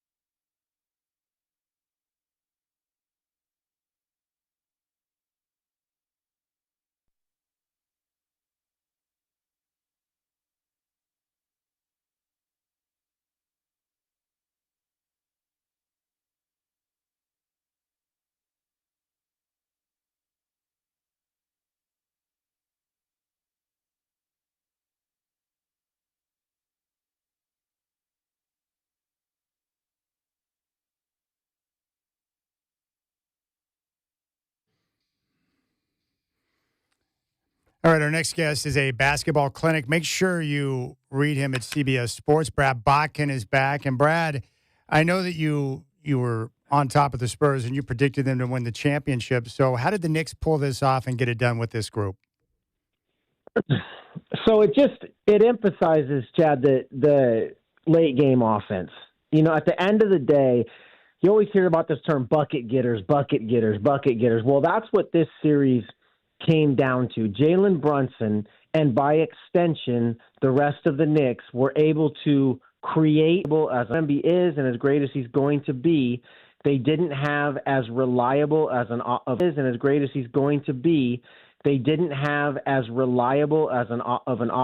option against a set defense when you've got to get to your spot. And that was the difference. The Spurs lead 72% of the minutes in the series. They have a 10-point lead. I think, in 4 of the 5 games, maybe even all 5, but 4 of the 5, they led all the games with under 2 minutes to play.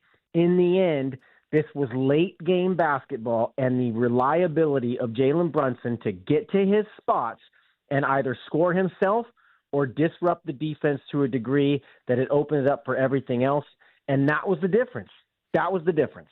All right, so how do you explain the turnaround? Because what was strange for me with the Knicks going into the season, I thought with the injuries that Indiana and Boston had suffered, I thought New York was going to run away with the East, and they'd put themselves in a prime position with the number 1 seed, but they only won 53 games, and they had a couple of stretches where they played good ball, so I didn't really know what to expect going into the postseason, and then midway through the Atlanta series, it all clicked. So what did they do to find that lightning in a bottle in your mind? Well, the low-hanging fruit is they unlocked Karl Anthony Towns as a facilitator. I think throughout the season they were kind of tinkering with things. Give Mike Brown credit for that in terms of not being so reliant on Jalen Brunson until the end of games when he's clear-cut. For my money right now, you've got to give him the title of the most reliable shot creator in the world. But you don't want to do that for 48 minutes. And that was probably the Achilles heel of a Tom Thibodeau team. He didn't go as deep into the bench, and he relied so much on Jalen Brunson that the other guys were not in consistent rhythm. And so the way that Mikal Bridges played, the way that Anunoby played, the way that Karl Anthony Towns accepted a more facilitator role and he gets 2 to 4 3-pointers a game in terms of attempts, but not a number 1 scorer. I think the way that they settled into their roles allowed for them to all be clicking at the right time. With a hierarchy in place and a driving kick system that was replicated off the Boston blueprint with a whole bunch of wings who can all shoot, pass, and dribble, and you just drive and kick, with a stretch 5 to bring the center out, same thing as Porzingis and Horford in 24 with Boston, and they did that in New York with Karl Anthony Towns. And when you open the floor up like that and you've got all guys who can take advantage of hard closeouts and spacing and attack space and kick and dribble and kick and dribble and kick, you get good shots. And in the end, that's what clicked for them. So, it raises an interesting question of how important the regular – I think it's sort of like the most well-known secret now. Does the regular season really matter? Like, can you really look at the Knicks and say, wow, they're only a 53-win team, they're a 3 seed? I mean, you have to look at these teams through the prism of their playoff viability, their versatility defensively, the lineups that they can deploy, their end-of-game shot creators, and you just can't put much weight on how they perform in the regular season. That's sad. I think that's an entertainment problem for the league when, the secret is sort of out. Just get a top 6 seed. Just don't have to go through the play-in. And really all that matters after that is playing your best basketball at the right time and staying healthy. The Knicks stayed healthy. Maybe above all else, the Knicks were healthy. Yeah, that's a great point. And don't you think that because they took care of business and got that extra rest, I think they had 4 games they played from like May 10th up to the start of the finals that they allowed OG Anunoby to get healthy and look at the difference he made. But I think you're right. Health is always, in all sports, it always seems like the healthier teams always make the deepest runs. Dude, it's everything. And it seems like in football, guys find a way to play. I don't follow football as closely, so I don't know if it just seems like there are fewer games in the playoffs where like big pivotal players are not playing in playoff games. I just don't feel like you see that as much. In the NBA, it's like it's pretty regular for the best player on the other team or the second best player to not be playing. And so, yeah, to avoid that circumstance and just to be able to run your best five out there is a huge, huge advantage. I mean, the Spurs, let's be honest, the Thunder are up 3-2, and they've got to play this series against an up-and-coming Spurs team that's very, very good without A.J. Mitchell, without Jalen Williams. And that's huge. Like, if the Knicks have to go play without OG Anunoby, that's like losing Jalen Williams for the Thunder. So this isn't to discredit anything that the Knicks did, but to not recognize the luck factor that goes into staying healthy and anything that you can do to increase your luck, which the Knicks did by playing the fewest games possible.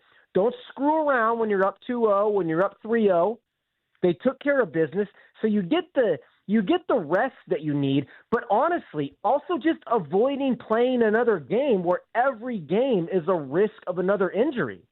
These injuries are so common now that every minute you're not on the floor, whether that be through managing minutes or just flat out not having to play another game and finishing a series in a sweep, that's a huge advantage. Hey, Brad, where does that Game 4 rank on some of the all-time classic playoff moments you've seen in your lifetime covering sports? Come on. I mean, come on. Like I keep saying this. I've been on all kinds of shows. I don't know how my wife slept. I don't know how my neighbors slept. I don't know. I mean, Chad, come on. That is awesome. Unbelievable. And we're all sort of programmed to like hate the Knicks. Yeah. You know, to some degree. But there was a real likability about this team. Like even the people who like they're obnoxious fans, and you sort of like you have to sift through that all and admit this is a very, very likable team. Like super underdog status. They go into the playoffs at plus 2,200. That's the longest odds that any champion has ever come from, pre-playoff odds. Jalen Brunson like embodies the all-time underdog, second round pick. $104 million contract coming from Dallas, and he's seen as a wild overpay. People are clowning the Knicks for thinking this guy's the deal. They give up 5 picks for Mikal Bridges. Worst trade ever. Karl Anthony Towns, he's soft. He can't win. He can't defend. All these narratives collectively and individually makes for a really like Rocky Balboa type situation. Like this is a blueprint underdog team playing in a huge market that's like programmed for everybody to hate. And you have to admit it. They're super likable. And so they start making that run, and it's like, I picked the Spurs, and I've got some ego about me. Like, geez, I told everyone the Spurs were going to win. How are they going to? But I'm watching, and I'm like, God, I want the Knicks to do this. Like, it's just so Josh Hart's hitting threes, and all these guys just coming through with role plays, what they're supposed to do. Mikal Bridges attacking closeouts. OG Anunoby, I'm going to tell you right now, has got a legitimate case for the best two-way non-superstar player in the league. Like, okay, fine, Wembanyama is a better two-way player. But I'm talking like we got to start talking about OG Anunoby the way that, like, in his prime we talked about Paul George. You know, like we gotta elevate him from this role player crew. Stud. Total stud. And it's like all these guys, and they're doing their job, and they're getting defensive stops, and they're all shot makers, and Brunson's creating havoc. It's like they're going to actually make this close. But what happens in the NBA all the time, they get it close, they get it to 4-6. And I thought when Josh Hart smoked that layup and Wemby gets they go down, he gets fouled on the other end, I thought this is the moment. We've all seen it 1,000 times in the NBA. You make this huge comeback, but you just have no room for error when your hole is that deep.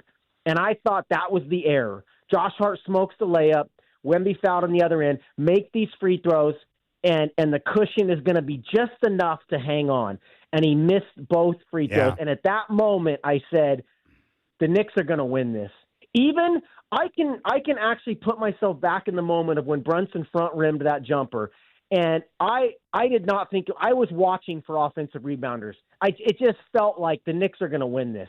Like I was watching the ball in the air, and I was – as great of a play as it was, I was not surprised that Anunoby tipped that in. What would have surprised me is the Spurs just going up and getting that rebound and getting fouled and the game ending like traditionally. That would have surprised me. I was expecting a Knicks victory after that those Wemby missed free throws. Yeah, it was so much fun. I love that you were yelling and screaming. I have no idea how my Oh, family my stayed God. asleep. That's so good. Now, my wife, she's used to it though, because I mean, me covering the NBA for a decade and a half, like, she's used to it. So one time we were in Costa Rica and we get there, and they told us, if you're on the first floor, watch out for scorpions. But I didn't pay any attention. I left my shoes out, and I get it. I put my foot into my shoe and I feel a little something. I'm like, what is that? Well, it's too late. A scorpion's attached to my toe, and I'm mother effing everything. I'm screaming to the heavens. Okay, my wife doesn't even get out of the shower, Chad. She doesn't even get out of the shower. I said, what is wrong with you? She says, I just thought Klay Thompson got traded or something. Like, you're always screaming. So she's used to my screaming at sports, and somehow she slept through that one too. I love that so much. Brad Botkin, CBS Sports, is with us. Now, if you were Mitch Johnson, how would you have handled De'Aaron Fox? It's really tough. They've got a hell of an offseason decision to make, because Dylan Harper's clearly the guy. Now I'm not going to be so hard on Mitch Johnson, because it's easy to say after the fact. Dylan Harper is a total stud, and he should have been playing more. Yes. And the three guard lineups, especially at the end of games, the three guard lineups were not playing out analytically. Okay, but De'Aaron Fox was getting shots, and I thought that the Spurs didn't take enough advantage of the middle of the floor. And I think this is something Wembanyama's got to work on in the offseason. He either pops all the way to the three-point line off of a ball pick, or he rolls all the way to the basket. And that soft spot, that gray area, and the same thing with De'Aaron Fox coming off that ball screen. Wembanyama rolls all the way to the rim. The defense is obligated to go with him. That little soft free throw line, gray area pull-up spot was something that De'Aaron Fox could get to over and over. And what did I just say about the reliability of late-game offense? He didn't make the shots.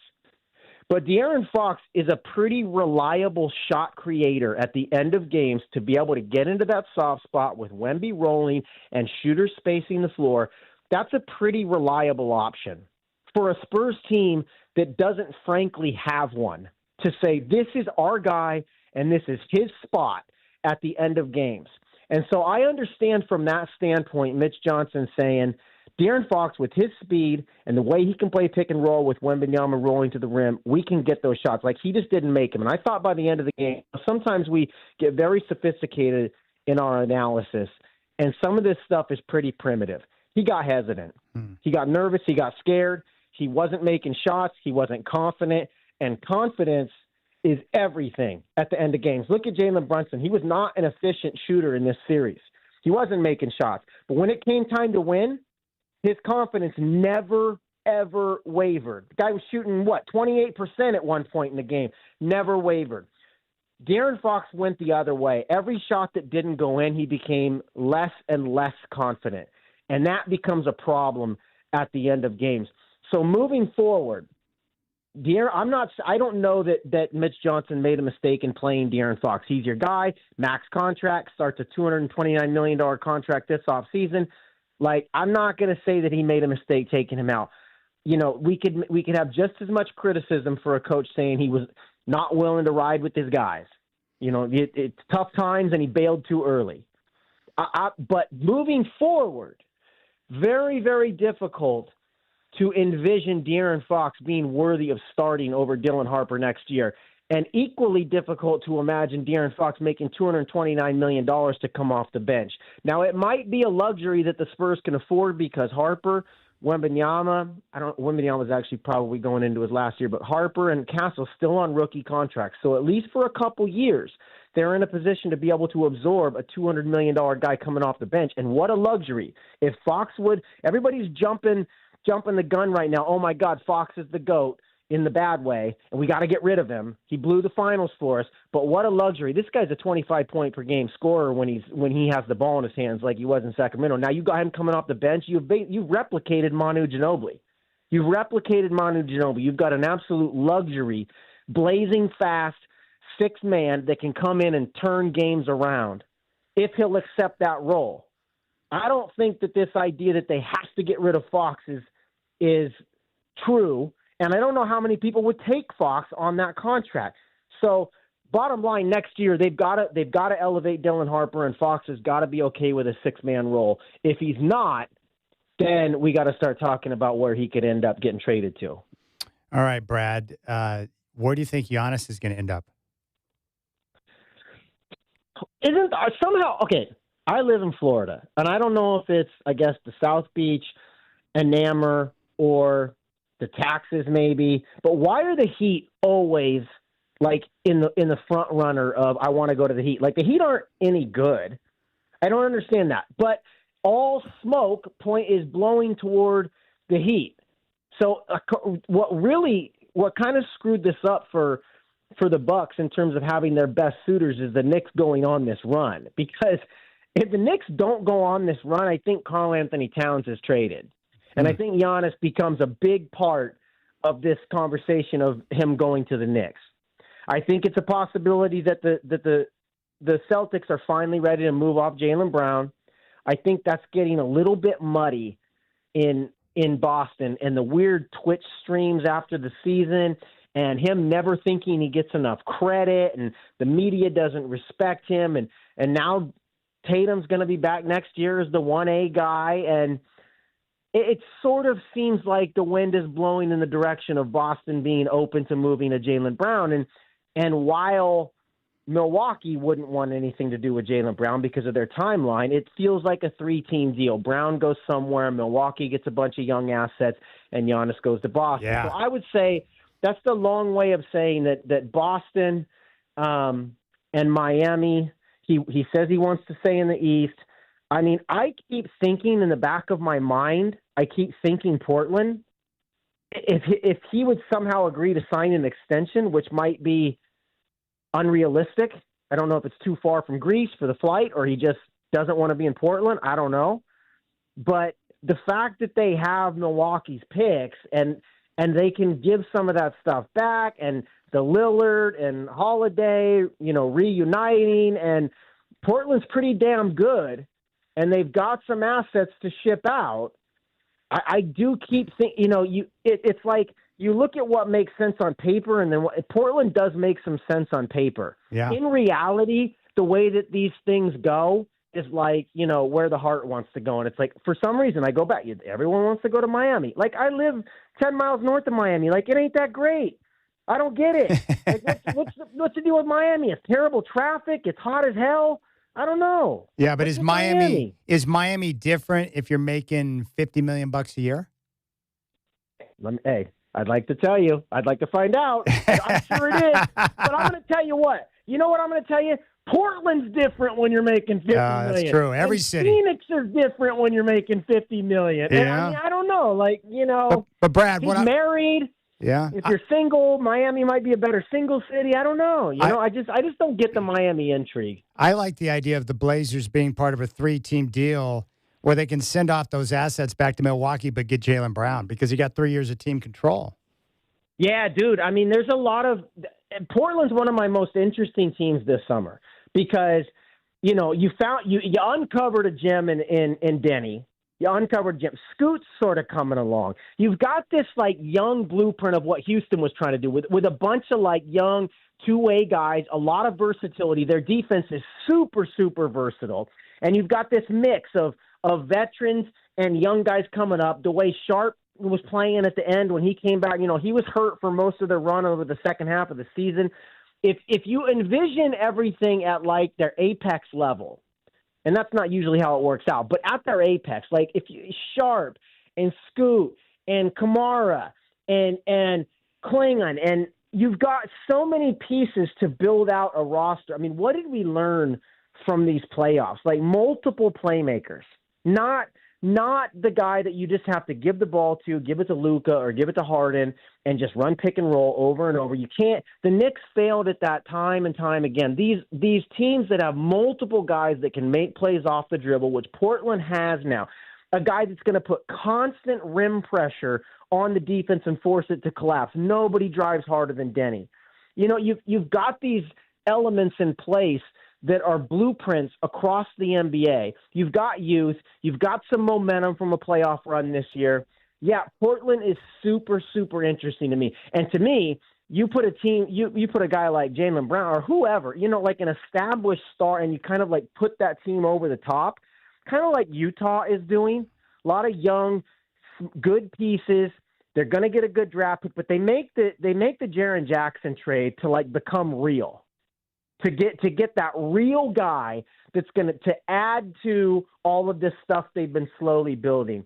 And that feels like Portland to me. Let's get Genny is a real guy. Yeah. But let's get a guy to go with him. I don't know how, but let's get him. And Portland is really interesting to me.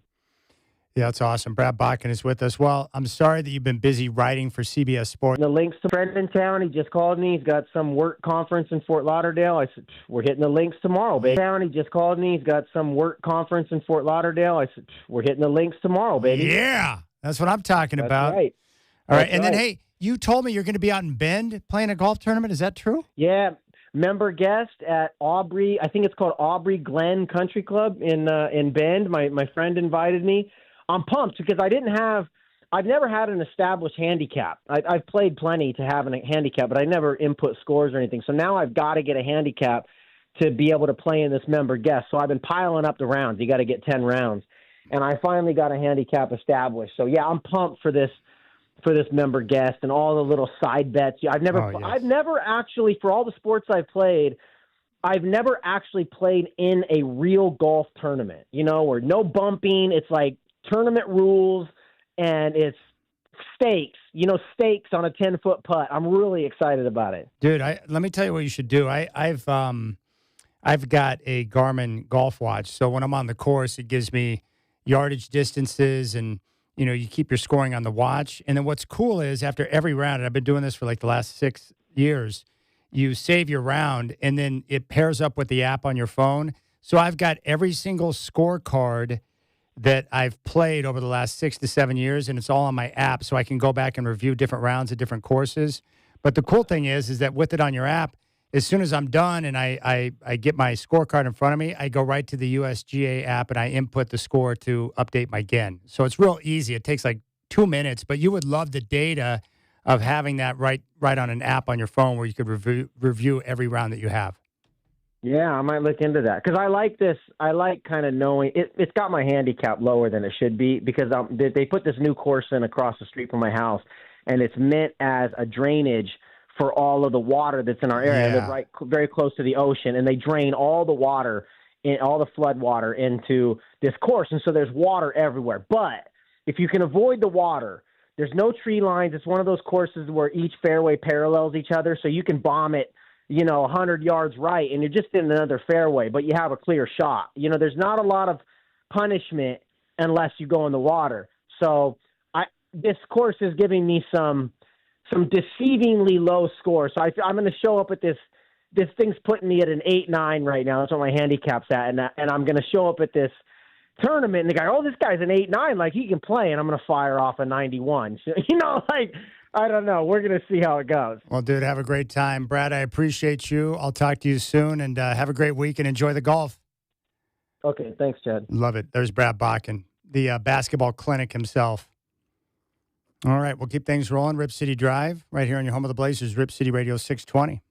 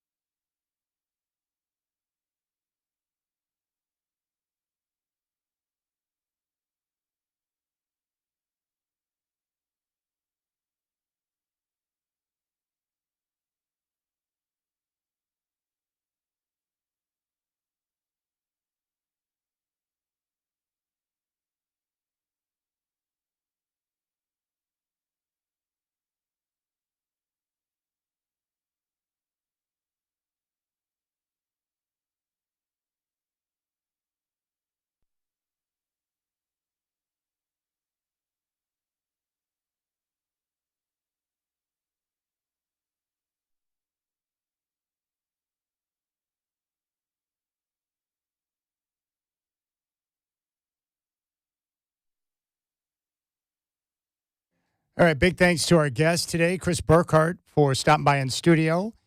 Also to Dave Deckard from BlazersEdge.com, and, of course, Brad Botkin, the basketball clinic from CBS Sports. I appreciate Michael Shacker for engineering the program. You guys have a great night. Enjoy your evening. And I will talk to you tomorrow on the Rip City Drive at 3 on your home of the Blazers, Rip City Radio 620. Enjoy your Wednesday.